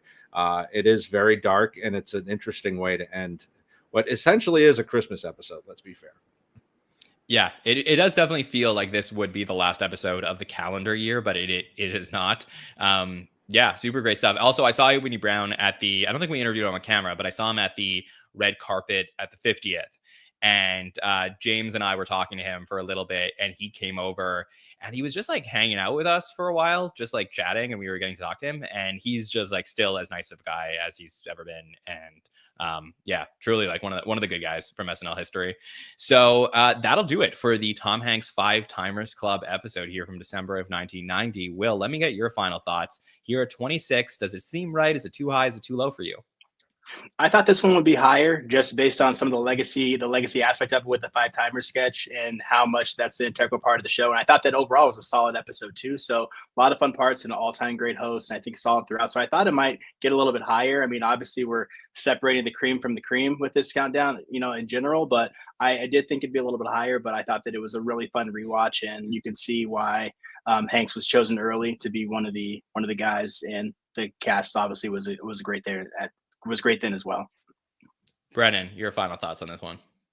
I said at the beginning, it's actually too low. So I'm glad that we had one that was too low and we had one that's too high. So good mix of both there. So Bill? Yeah, at this point, I reserve the right to change this, but I feel like this is way too low. This feels like something that should be talked about maybe in the last few weeks as we head on here, because it is remembered for everything we've said as far as 5-Timers Club, but there's not a dud among these, even with the timeliness of the global warming one and the forgottenness of P-Whipped. I think this is such a fantastic episode from start to finish. So happy we're talking about it, though. Yeah, no doubt this is one of the greatest episodes we talked about thus far. I think this is in the pantheon with some of the episodes from last week and maybe Baldwin. Like there's a couple of them, and I'll go through my rankings towards the end, but I think there's some of the ones that are really stand out as being like great episodes. I'll say a little low. I don't think this is a top 10, top 15 episode of all time, because I would even say that there's better Hanks episodes. But I think like right around the 20 to 25 mark, this is a good place for something like this because it is really solid from start to finish and does have that all-time iconic moment. So really glad this one got on the list. Glad we got to talk about, again, what is, in my opinion, the greatest monologue in SNL history here, as we saw in number 26. Okay, let's keep going. Let's talk about number 25, the last episode we are revealing here tonight. And, as we did this countdown, I was bracing myself of like, are we going to get one on here that is just like, people are just like, WTF? And I think this might qualify only in that it is by far the most recent episode we have had here on the countdown. I don't know how to properly contextualize it. I know people were very excited about it when it did air. So we're not going to head too far back. We're going to go back just as close in time as we can possibly go, where we're going to go a few months back to April of 2025. And we are going to talk about Jack Black with music from Elton John and Brandi Carlile. So this is an episode that a lot of people voted here on the countdown. We're really excited to see Jack Black come back after 20 years at the show. And look, there's an episode in season 50 that I said at the time that has a chance to be on this list. And that was the Lady Gaga episode. I thought the Jack Black episode was good, but then I saw a lot of people as we ended the season saying that Jack Black's was their favorite of the season. So I don't know. I don't know how to feel about this, Bill. How do you feel? I think we should keep an over-under on how many times I'm going to make this joke. But wow, can you remember what you were doing all the way back in April of 2025? I mean, did we have flying cars at that point? Like this is crazy. I can't believe how far we've come since those 3 months ago. I don't know, man. Listen, this is probably the most excited I was leading up to an episode in the last 5 years. Jack Black is one of my all-time favorites. One of the great SNL hosts. We talked about him last year and how he hadn't come back in so long, 20 years almost. And he just fits really well into the mold of an SNL host and meshing with the cast. But wow, 25th of all time. That's bananas. That's banana talk, as our friend Rich would say.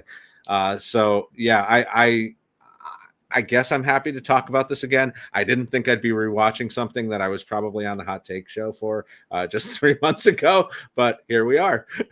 Yeah, and I will say, I think that I'm going to make the executive decision here to reveal something about the rest of the list, because I feel it's only fair to have this conversation tonight in the context of explaining that this is and will be the only season 50 episode that made the top 50. So there's nothing else from this past season. Given that, I am a little happy that we're able to talk about something from season 50, even if it's not my favorite season in the history of the show. It is cool, again, that we're able to talk about something from a show from all 50 years. We got something from this 50th season. It's just, I didn't know how I would feel when I got to that moment. And I am feeling like this is a really tough one to judge how it really stands among the test of time. So Will, how do you feel about it? Yeah, I would say obviously with the recency of it, we got to give it let it marinate for a little bit longer to really understand it in the large context. But having the benefit of it being so recent, I do remember, to Bill's point, being really excited about Jack Black coming back to host. I think coming off that episode, which we'll talk about, was obviously the weekend after Mikey Madsen and the Morgan Wallen experience, which I think Jack Black brought such a great energy to the show and so much excitement that it really elevated, I think, the episode in a lot of fun ways. And I think that really came through in the rewatch, as you're seeing how well he did as a host to be able to come back. And I remember when the episode ended, feeling like there was a comeback in energy and feeling like that was a really great episode. I think obviously there'll be some disclaimers on where everyone ranks their season 50 episodes. I didn't know it's going to be, on this top 50 list, obviously. But I do remember when the episode ended being like, that felt like a great, solid episode all the way through, and feeling like I wasn't let down, given the excitement of Jack Black coming back, that he delivered on his part in terms of bringing the energy. So those were my immediate feelings when I watched it. So, we'll talk about why it's on this list and why it's this high and all those kinds of things. But I thought that it was a good episode when I watched it, obviously recently, feeling good about it. Brennan, what about you? How do you feel about this episode in the context of it being placed at 25 all time? I like seeing that the banner 50th season that was not actually not that actually special. That they got something on there. That's cool. I mean, if you put going to the BJK man part of my name, this was the number 2 episode of the year for season 50, and then the Pedro Pascal was number 1 of season 48. I was a lot higher on this episode rewatching it. The only thing I was lower on was Elton John and Brandi Carlile, not counting Brandi Carlile's appearance in the sketches, which I thought was really funny. But I just didn't really care for their musical guest performance, even though it was very good. It just didn't have anything that I cared deeply about. But me personally, I was not high on this episode during season 50, and then rewatching it, I was like, oh, there's a lot of stuff that I didn't like the first time on this rewatch that I really like more on the second time. So, well, more than the second time, but this rewatch. Look, it's really interesting. I think that, again, we'll see what we end up doing in future years if we end up redoing countdowns. And I think we probably will eventually go back to some things when there's been enough time apart that we can add stuff to it. But if we do this countdown in 1 year, 2 years, 5 years, 10 years, does this episode make the list of the top 50? Probably not, right? I think that there's even some arguments of, like I said, Lady Gaga. I think you can argue Marty Short's episode might stand the test of time. You can maybe even look at Nate Bargatze's episode, which had Bill. I know that you and I did the best sketches of 2024, and Bargatze's season 50 episode was all over that one. So I think that this is one that happened only a few months ago. People were very excited about Jack Black coming back, so it makes sense. And it was a really good episode. I just don't know if it was 25 greatest of all time. So let's talk about this one here with, like I said, we did coverage of this, so we're not going to do full intense, but we just saw Trump tariffs. So it feels like nothing much has changed in a few months, Bill, has it? Jesus Christ, the times we live in now, that how in the hell this part actually feels like 50 years ago, because we're 18 scandals away from this now. This feels very dated. Zhazh is very good as usual. Obviously we get Mike Myers here, but yeah, wow. And we've kept our streak going, even though it is now in his presidency era. But we have not. This feels right. This makes more sense. I didn't have to get mad about a 1985 episode this week and talking about the Orange Wonder. But yeah, here he is again, and God help us all.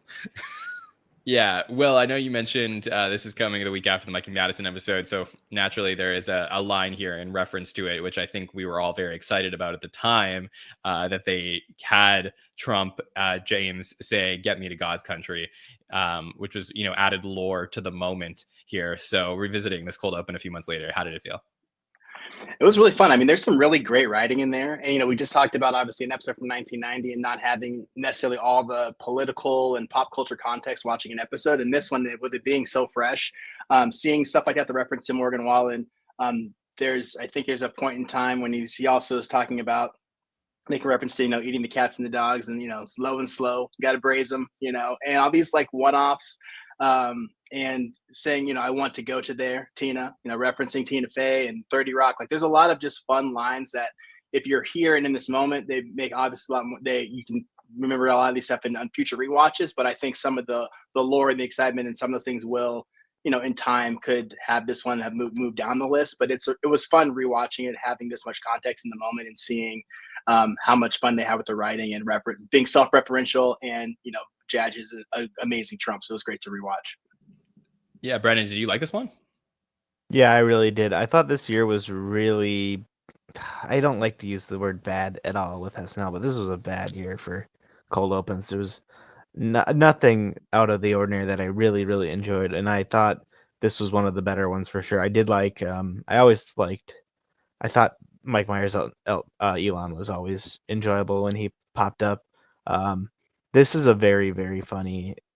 This is probably one of the better Trump's cold opens, in my opinion. So yeah, I thought this was okay. I was excited to see Mike more than I was excited to see Mike as Elon. So there's not too much here from this cold open that I think is going to stand the test of time beyond the "Get Me to God's Country" thing, because it's so meta. The monologue, though, just love this monologue when I saw it. Love it now going back to it. So catchy. Love the back in the saddle Aerosmith that Jack Black is doing, where he's back on Saturday Night Live again, and just like, it's so cool to see somebody be so far from previously hosting and just still has the chops. And you like look at him, and again, you say to yourself, like we talked about with John Hamm coming back the week after, like these are guys that like would have hosted 10 times had they hosted for the first time, 10 years earlier. Like it's just that they're not in an era where people come back every single season the way that Goodman and Hanks and Baldwin and Walken would do. But like now, we get to see him come back, and you just wonder of like what it would have been like to have, not a blank for 20 years from Jack Black. But seriously, great stuff as he goes up into the audience. We see all types of celebrities that are there who are in the background, and just a wonderful monologue from Jack Black, Bill. Yeah, we get the rare upper decker here. We got that with Marty once, and I enjoy that a lot. I love the Keenan shout out because, as we talked about at the time, Jack hosted Keenan's first episode all the way back in 29.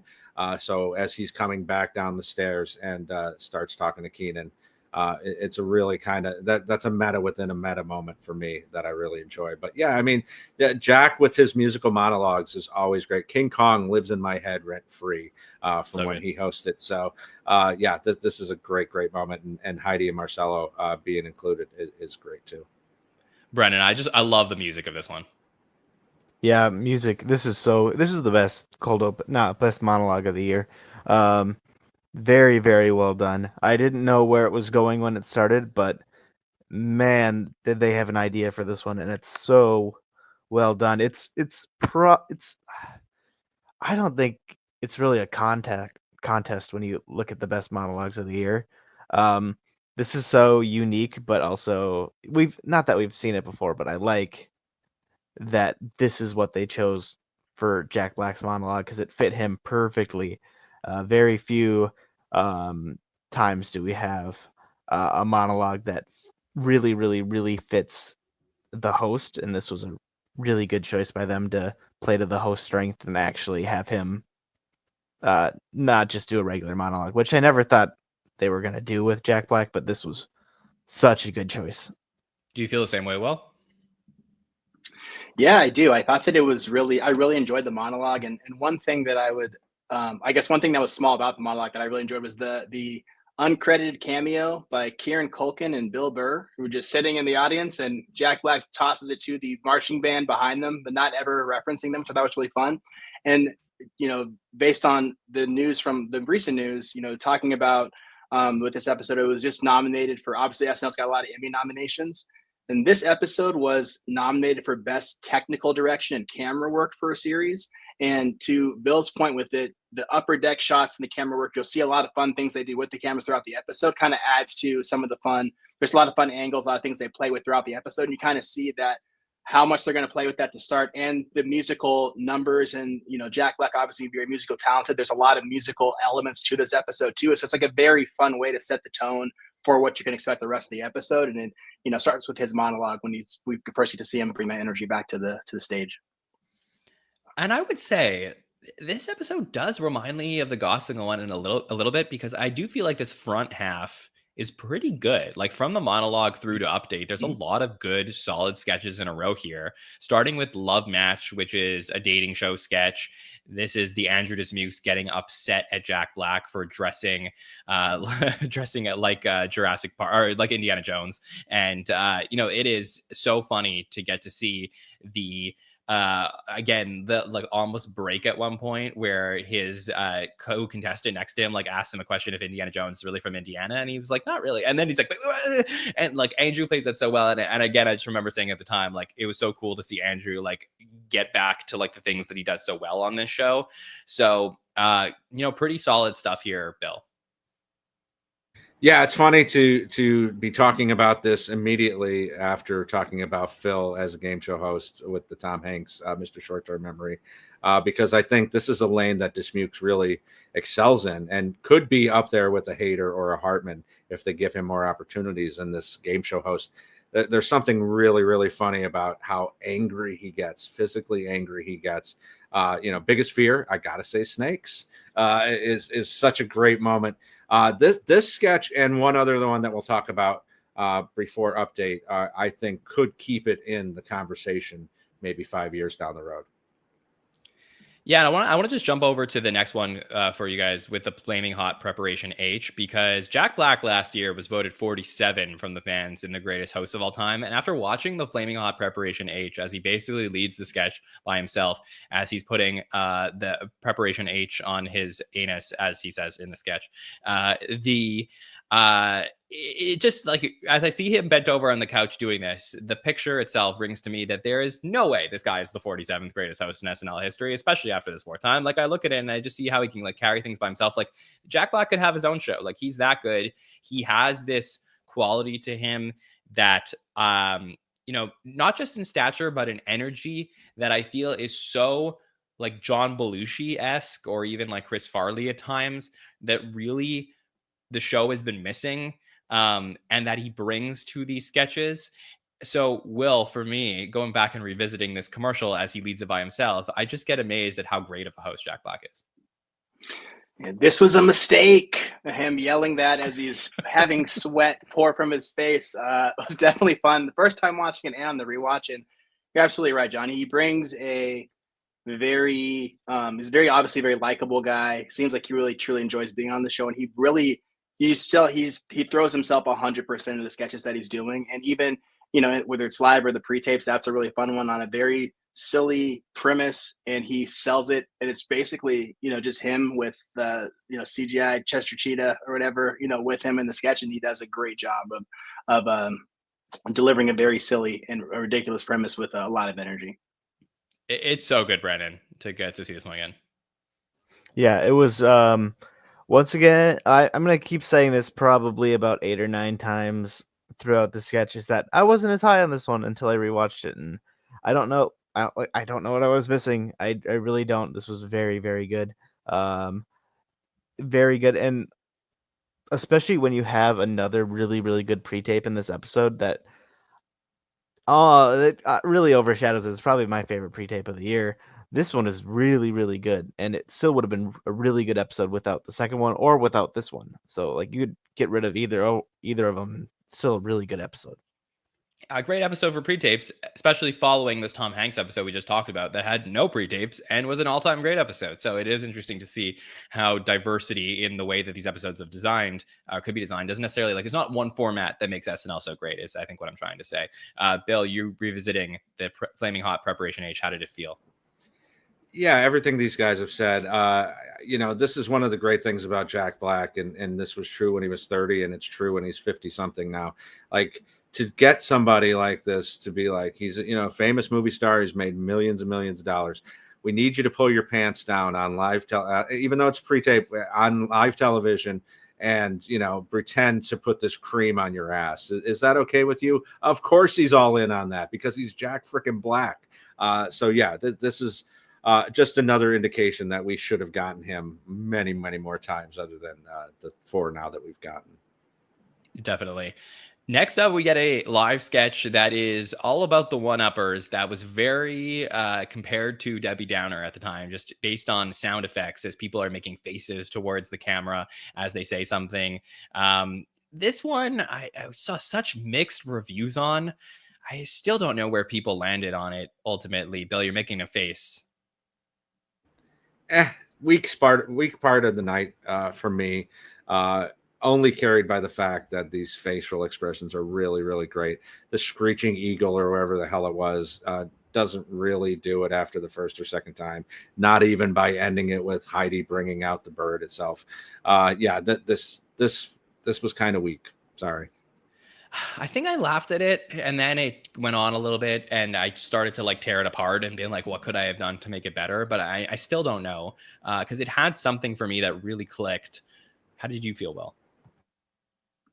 I liked it. I mean, I think that it was solid in the sense that it was a solid premise, and I think that just getting at that general one-upsmanship of, I guess called virtue signaling among friends, and having that element be in it as kind of the base for it. I did feel that the Debbie Downer comparison. It was one of those sketches that I feel if someone had, and I think there's a difference between going back to at least from Temecula.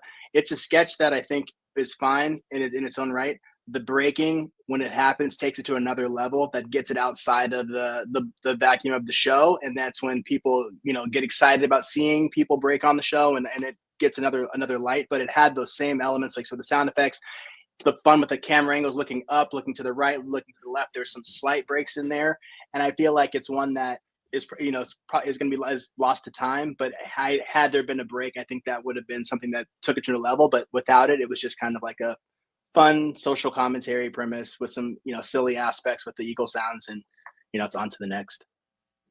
Brandon, what do you think? It probably would have had some of my favorite lines of the night if it wasn't for the 10-1 sketch that I think has the best lines of the night. This is probably, unfortunately, the weakest, but that doesn't mean it's weak.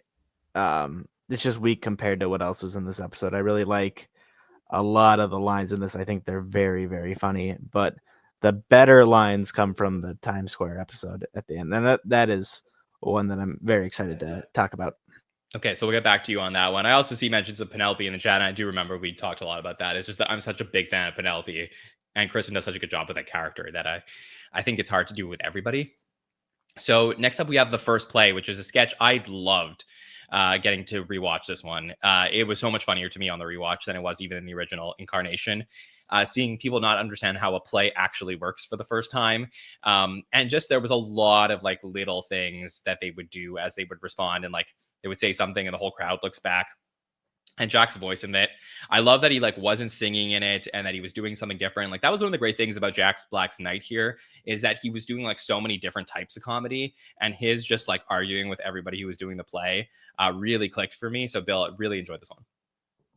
Yeah, top 5 live sketch for me for the entire season. I think this is fantastic, especially on rewatch. Did you find your chicken? Just such a great moment. Why are you up there? Just come sit with us. Jane gets a moment to shine, which she sadly didn't get a lot of in 50, as the usher who keeps telling them to be quiet, sit down, just let it happen. Everybody does the yeoman's work here. I don't think there's a weak part in this entire sketch, and really love this one. Brendan, you want in on this one to talk about it? I thought it was a very unique sketch premise that I think they did a very, very good job of pulling off, and it is one of my favorites of the year as well. Man, this is a really, you think it's kind of like unbelievable to have this in the top 50, but I don't have anything to say that's bad about this episode. Like, just because I don't like the musical guests, it doesn't mean they're not probably two of the most talented people they had in the musical guest spot this year. And I was very pleased with this sketch on a rewatch, and it was my favorite. It was my favorite the first time I watched this episode. Yeah, I just think this first half is a lot stronger than the second, and that's what we'll get to momentarily. But let me jump ahead to Goth Kid on Vacation. I want to ask you, Will, about this one, which is one that I also really love. Like the pre-tapes are so solid in this episode.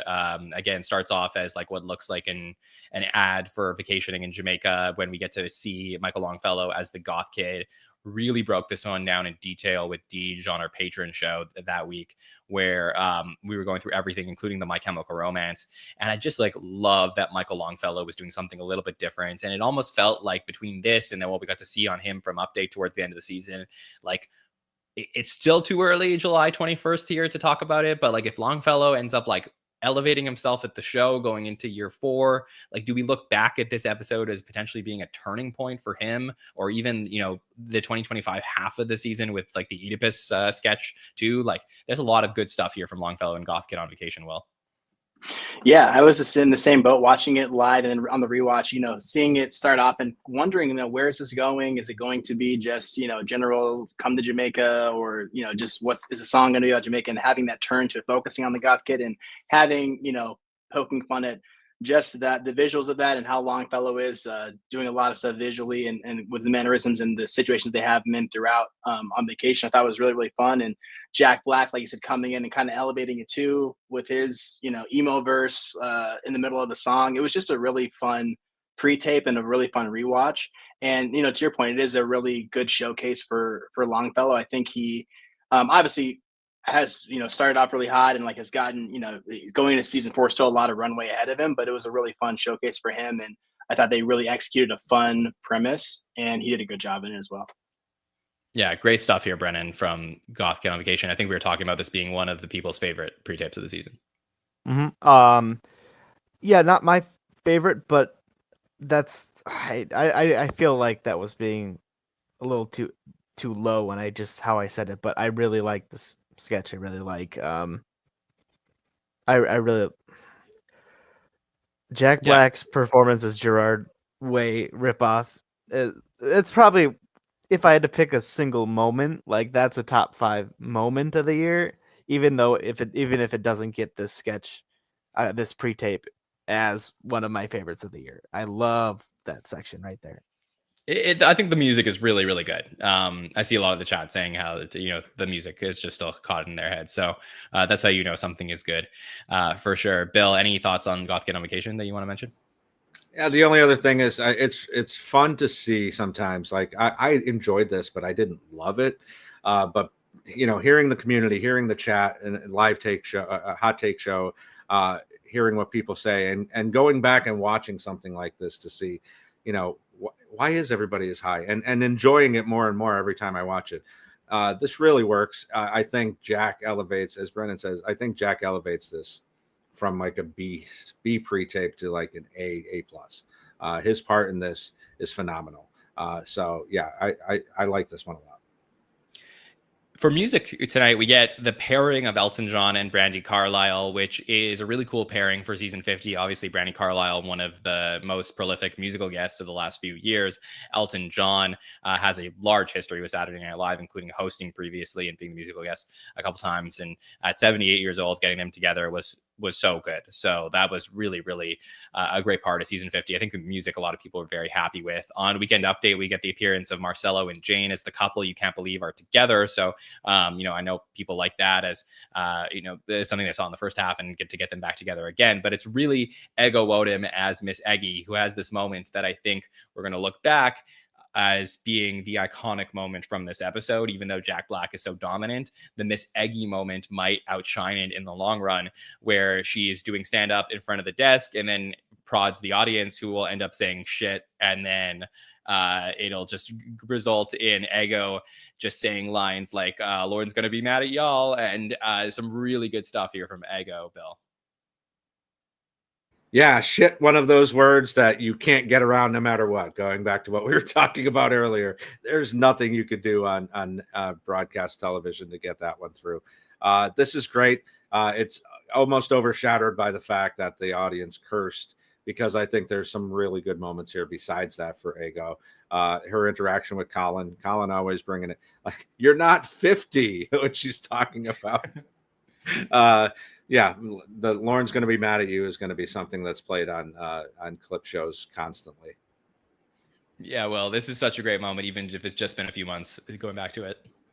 Yeah, it was 100% one of my favorite moments of season 50, because it was a solid piece in and of itself. And the fact that it was done in front of the desk with them reacting behind her, I think it's always a big leap when you have it change the general format change, but Ego 100% delivered. One of my underrated parts of it, with all the jokes and the puns with the food, but her turning to Michael Che and saying, get your friend Michael, because Miss Eggy don't do no crowd work, before doing some of the funniest examples of crowd work in the show for Update from a live moment. I thought it was just really fun on the rewatch too, to see that moment again. So I definitely love that moment. I thought Ego was great, and it was really it was great. And it's so unexpected, right? Yeah, I remember just watching it being like, yeah, this is why I stay up on Saturday nights to watch the show. Like, just you don't know 100%. what you're gonna get. It's the live sport of it all. That this is something that they planned out for, went unplanned, and Ego is such a star. She's able to turn it into an even greater moment, Brennan. So an all-time iconic moment here for Ego Woodham. Yeah, the original premise like is so like random, and it just builds to something that you can't expect. You're like, oh yeah, they wouldn't give me the job of the White House Correspondents' Dinner because like what if I just because no one talks about the food, and you go, yeah, I've never thought about the food at the White House Correspondents' Dinner. Like, why would I think about that? And man, this is so well done. This is she is phenomenal. I'm glad we got this. We get it twice in. I mean, was it technically 4 weeks, 3 weeks? Yeah, she comes back for the finale. Yeah, was that 3 weeks though, or was that 4 weeks? There's 20 episodes. Yeah, exactly. Yeah, So in 5 episodes, I think she will be there. I really like to keep 5. Okay, that's less egregious because I like to complain about seeing stuff too many times in one season. I had no problem at all seeing this twice in the end of the season. This was so well done. Even if they couldn't pull the sparks with the joke, that unprompted first one. So yeah, it is truly so great. And then the second half after update, like I said, I think a little bit weaker. I will head back to you, Brendan, to talk about the Times Square kiss. But I just want to say, for Making Love, essentially this is a premise where we see Sarah Sherman alongside Jack Black singing about how people make love as they go up on the ropes. In comes Bowen Yang as the third, and Brandy Carlisle's in the sketch. And they all sound really beautiful. At the time, I don't know that there was much here that we were all raving about. The Potluck Jam sketch is a sketch that follows where we get almost the entire, weirdly, like not the entire cast, but like most of the cast here, as they keep bringing out bases, so much so that like it just like it ends up being so much bass that the thing explodes. Like, this was one that I think we were all sort of looking for to see where they might be going. But I almost compared this to, funny enough, when we were watching a few weeks ago, the Jimmy Fallon and Michael Bublé sketch of Jimmy Fallon being, going to all of the different musicians and introducing them one by one. Like, I thought that was where this was going. But this one was okay. And then the final sketch of the night is Times Square Kiss, where we're going to see Jack Black kissing Heidi. We're going to see Andrew's Muse kissing Heidi Gardner, and Jack Black holding the hot dogs and wondering what the hell's going on, as we see this famous photo of the Times Square kiss, and people are lining up to kiss the woman in Times Square. And a lot of people seem to enjoy this as a great 10-1 sketch of the night. So, Brendan, I know you're excited to talk about it. Yeah, I really, really like what they do with Jack Black's character here, and I really like, I like everything about this sketch. I love that he holds hot dogs the entire time. I love that he's a racist cartoonist. It's just, it doesn't have to be that off the rails for, this is what happens during the Times Square kiss picture, but it's so well done. Like the part where Heidi mentions that, we had millions of people join the army thanks to your racist images. Like, I really liked it, and I thought this was the perfect way to end the night, especially just him, oh my, there's a part where Keenan shows up with like a fifth hot dog because he gets 4. And then he's like, here's your fifth hot dog because I had to go to the other cart to get it. He ordered so many hot dogs. Oh my, I love this sketch. I'm good. I'm glad. It was it was a good one. It was a little bit of a rebound effort for me, at least after update, and a good way to end the night. Will, is there anything from you in this like back half of these sketches that you want to bring up?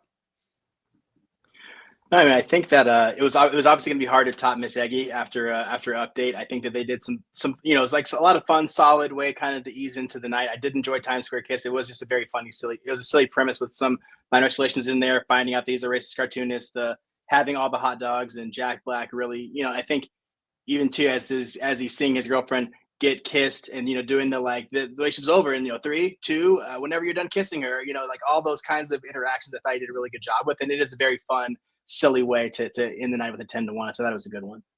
Yeah, Bill, what about you as we end this episode and talking about the last few sketches that are here? Is there anything that you really liked or want to talk about? Yeah, I think it's a big night for Heidi and Sarah, getting to see Jack work with the newer cast after not being on the show for so long. Heidi in back-to-back sketches. I mean, obviously we get the musical guest in between, but the prosthetics that she has in Base Lake are ridiculous. And I know the behind-the-scenes stuff with that was really fun to watch, how they put that all together.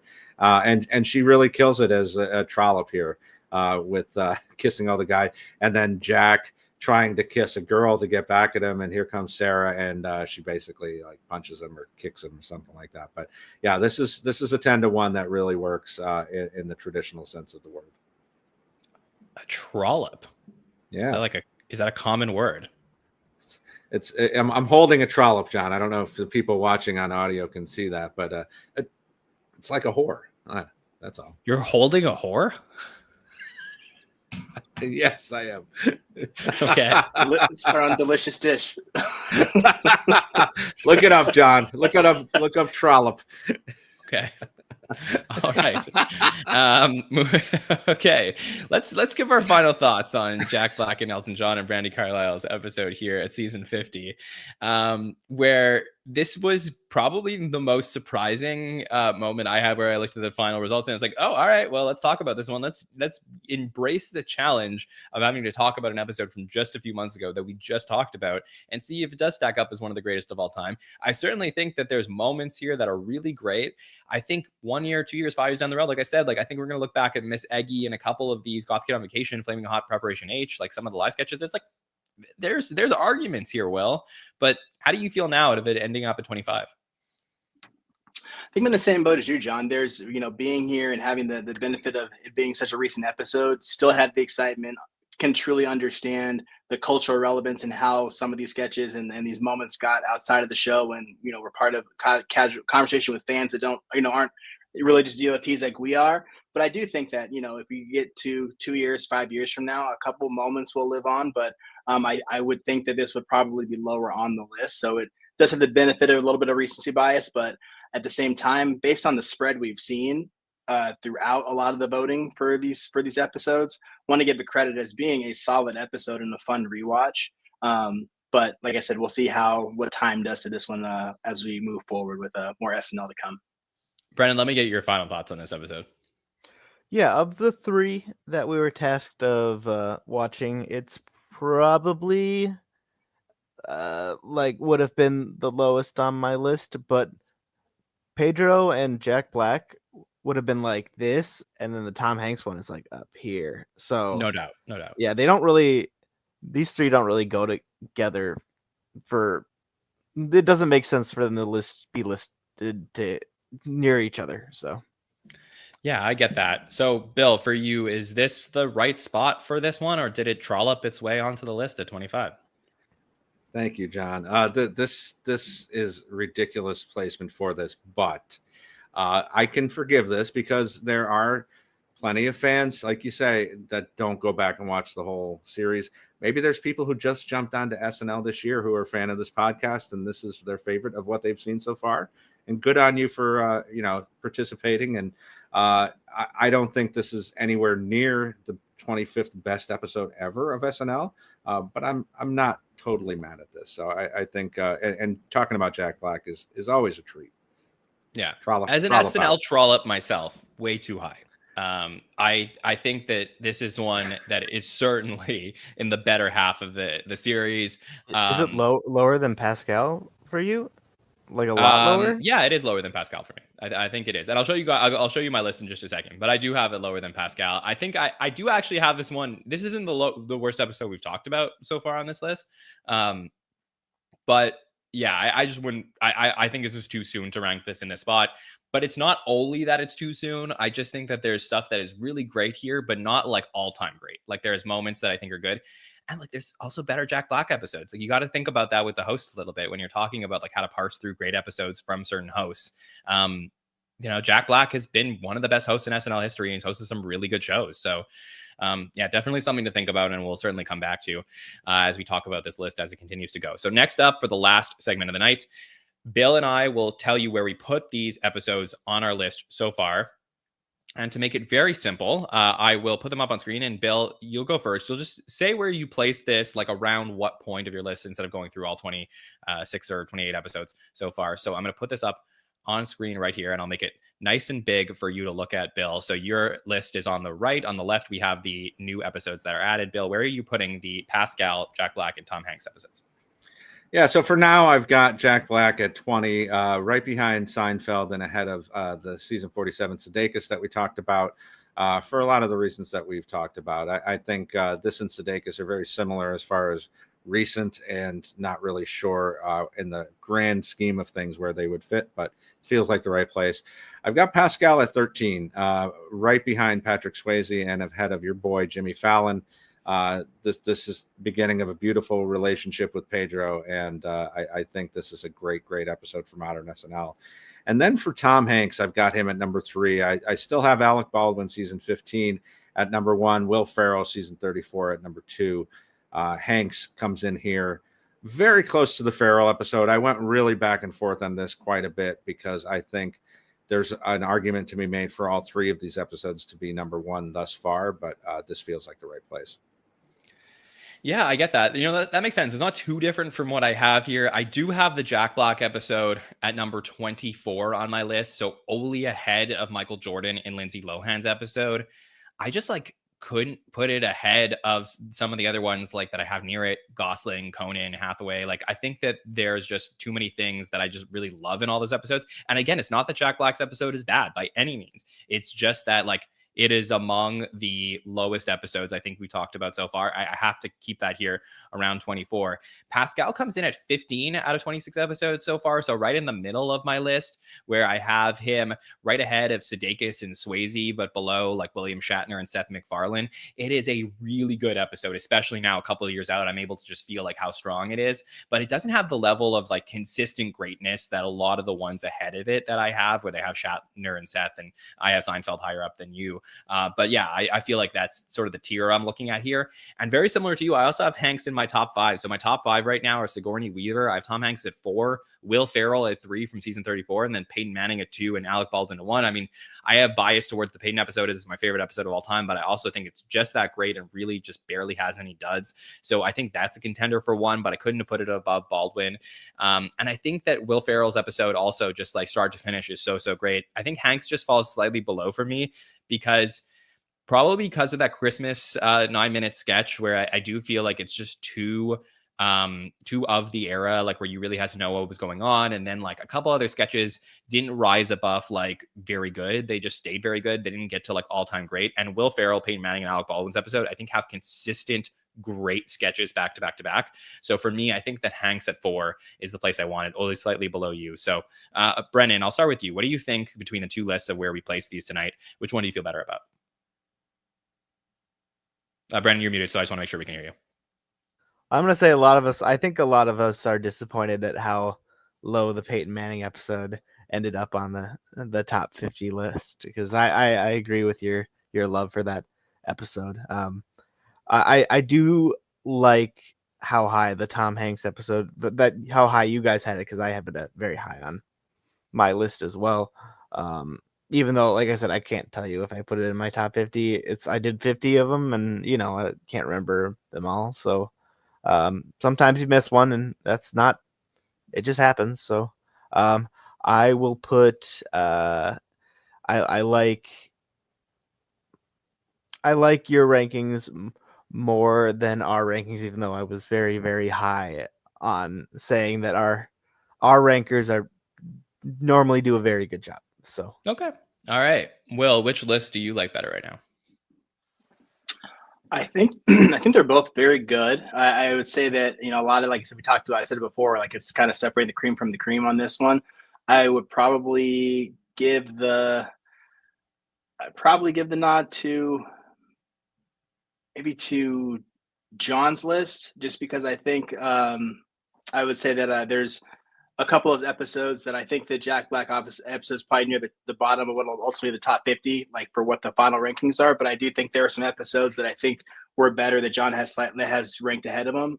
So I would say that that's probably why I would give it the nod. But I think that they're so close. But I do appreciate Hanks being as high as it is, and the separation between the Pedro and the Jack Black episodes too. I don't think that they're that close. So kudos to both of you.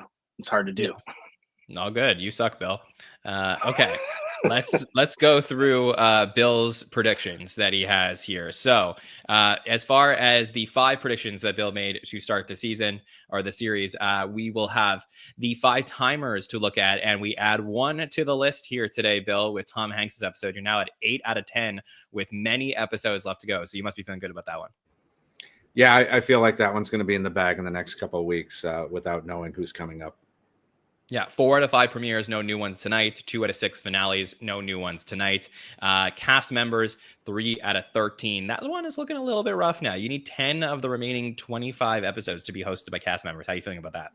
Absolutely terrible, as I have since basically the second week of this show. I way overshot my shot on cast members. I really thought if people were looking at the list of 980 plus episodes, they would gravitate towards Amy Poehler, Tina Fey, even Chevy or Dan Aykroyd. So I'm a little surprised, but I guess I'm pleasantly surprised. I'll take the L on this one if it means we don't have less than stellar episodes on here. At the end of the list, if he's close enough, you should give him the writers. Thank you, Brendan. Yeah. Absolutely. We get 2 Mulaney's and a Conan. I think they count. Yeah, maybe a Larry David. So we'll see what pops up here.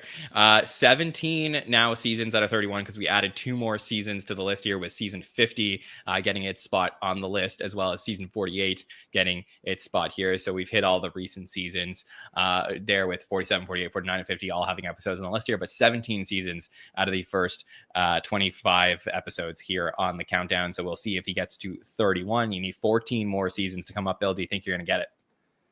I think so, but it'll be interesting to see because there's a lot of seasons that are definitely not going to make it. We've hit a lot of the high marks so far, so it'll be I don't know. I'm getting a little nervous about that one too, John. 14 left with 24 to go. That might be tough. Okay, so we shall see what happens here as we continue our countdown through the top 25 over the next couple of months. So very exciting stuff as we move forward. Really appreciate everybody joining us here for our countdown as we reveal 27, 26, and 25 on the list. Of course, we will be back next week for 3 more, 24, 23, and 22, and every Monday night for the rest of the summer. I'm also very excited to announce that everything you need to know about SNL season 23 will be available 1 week from Thursday. So that's 10 days from today. So very excited to premiere it for you. I will say it is the longest one we have worked on, the most we have put into any of these seasons. It is probably one of the most important seasons in the history of the show. Just so many big things happen, some really important moments. So I'm really excited to present that one all to you. And thanks for bearing with us and having some patience as we present that one next Thursday, the 31st. But of course, like I said, we'll be back here next Monday before that to talk through the next 3 episodes. Bill Kenny, thanks so much for joining us this week. I always appreciate you. I appreciate you too. I appreciate Will and Brennan. Great job, guys. What a great chat tonight, as always. As we get closer, it's going to be even more and more boisterous, and really appreciate that part of it, and happy to be here. Will, so great to chat with you, man. Great to talk to you about all these episodes. Thanks for joining us. Yeah, thanks for having me. It was awesome. It's always a pleasure to talk with you and Bill and Brandon, getting a chance to meet all the people from the page, all the patrons. Great community that you have here. I love being a part of it, and it's fun to be able to have these discussions with 3 experts like yourselves. So it's great. Yeah, always appreciate you, Will. And Brennan, thank you so much for joining us here tonight. Anything you would like to say to the listeners? I'm just glad I got to talk about episodes and be on the podcast as always. So, always a pleasure. Thank you. You're welcome. And if you want to watch some of the episodes we have here tonight, those are available on our Patreon all week long to our patrons, our exclusive subscribers. So you can join us at patreon.com/the SNL Network to never miss any podcasts we have here. Subscribe to the podcast, YouTube, Apple Podcasts, and Spotify. And follow us on social media at the SNL Network to see all of the things we are posting. we posted today the episodes from last week and also a tribute to Malcolm Jamal Warner, who sadly passed away, that we found that news out today, a host from season 12 of the show, and a really fun episode of Saturday Night Live if you want to go back and check that one out. So RIP Malcolm Jamal Warner. I want to thank everybody for joining us in the chat here tonight, and thank our presenting partner for the show, latenighter.com. There is a lot of news happening in late night television right now, so you want to be going to latenighter.com to get the latest updates on what's going on over there as we talk through the developments of late night TV. So thanks to Bill, Will, and Brennan for joining us here tonight. My name is John Schneider from the SNN, and we will see you next time, everybody. Have a good one.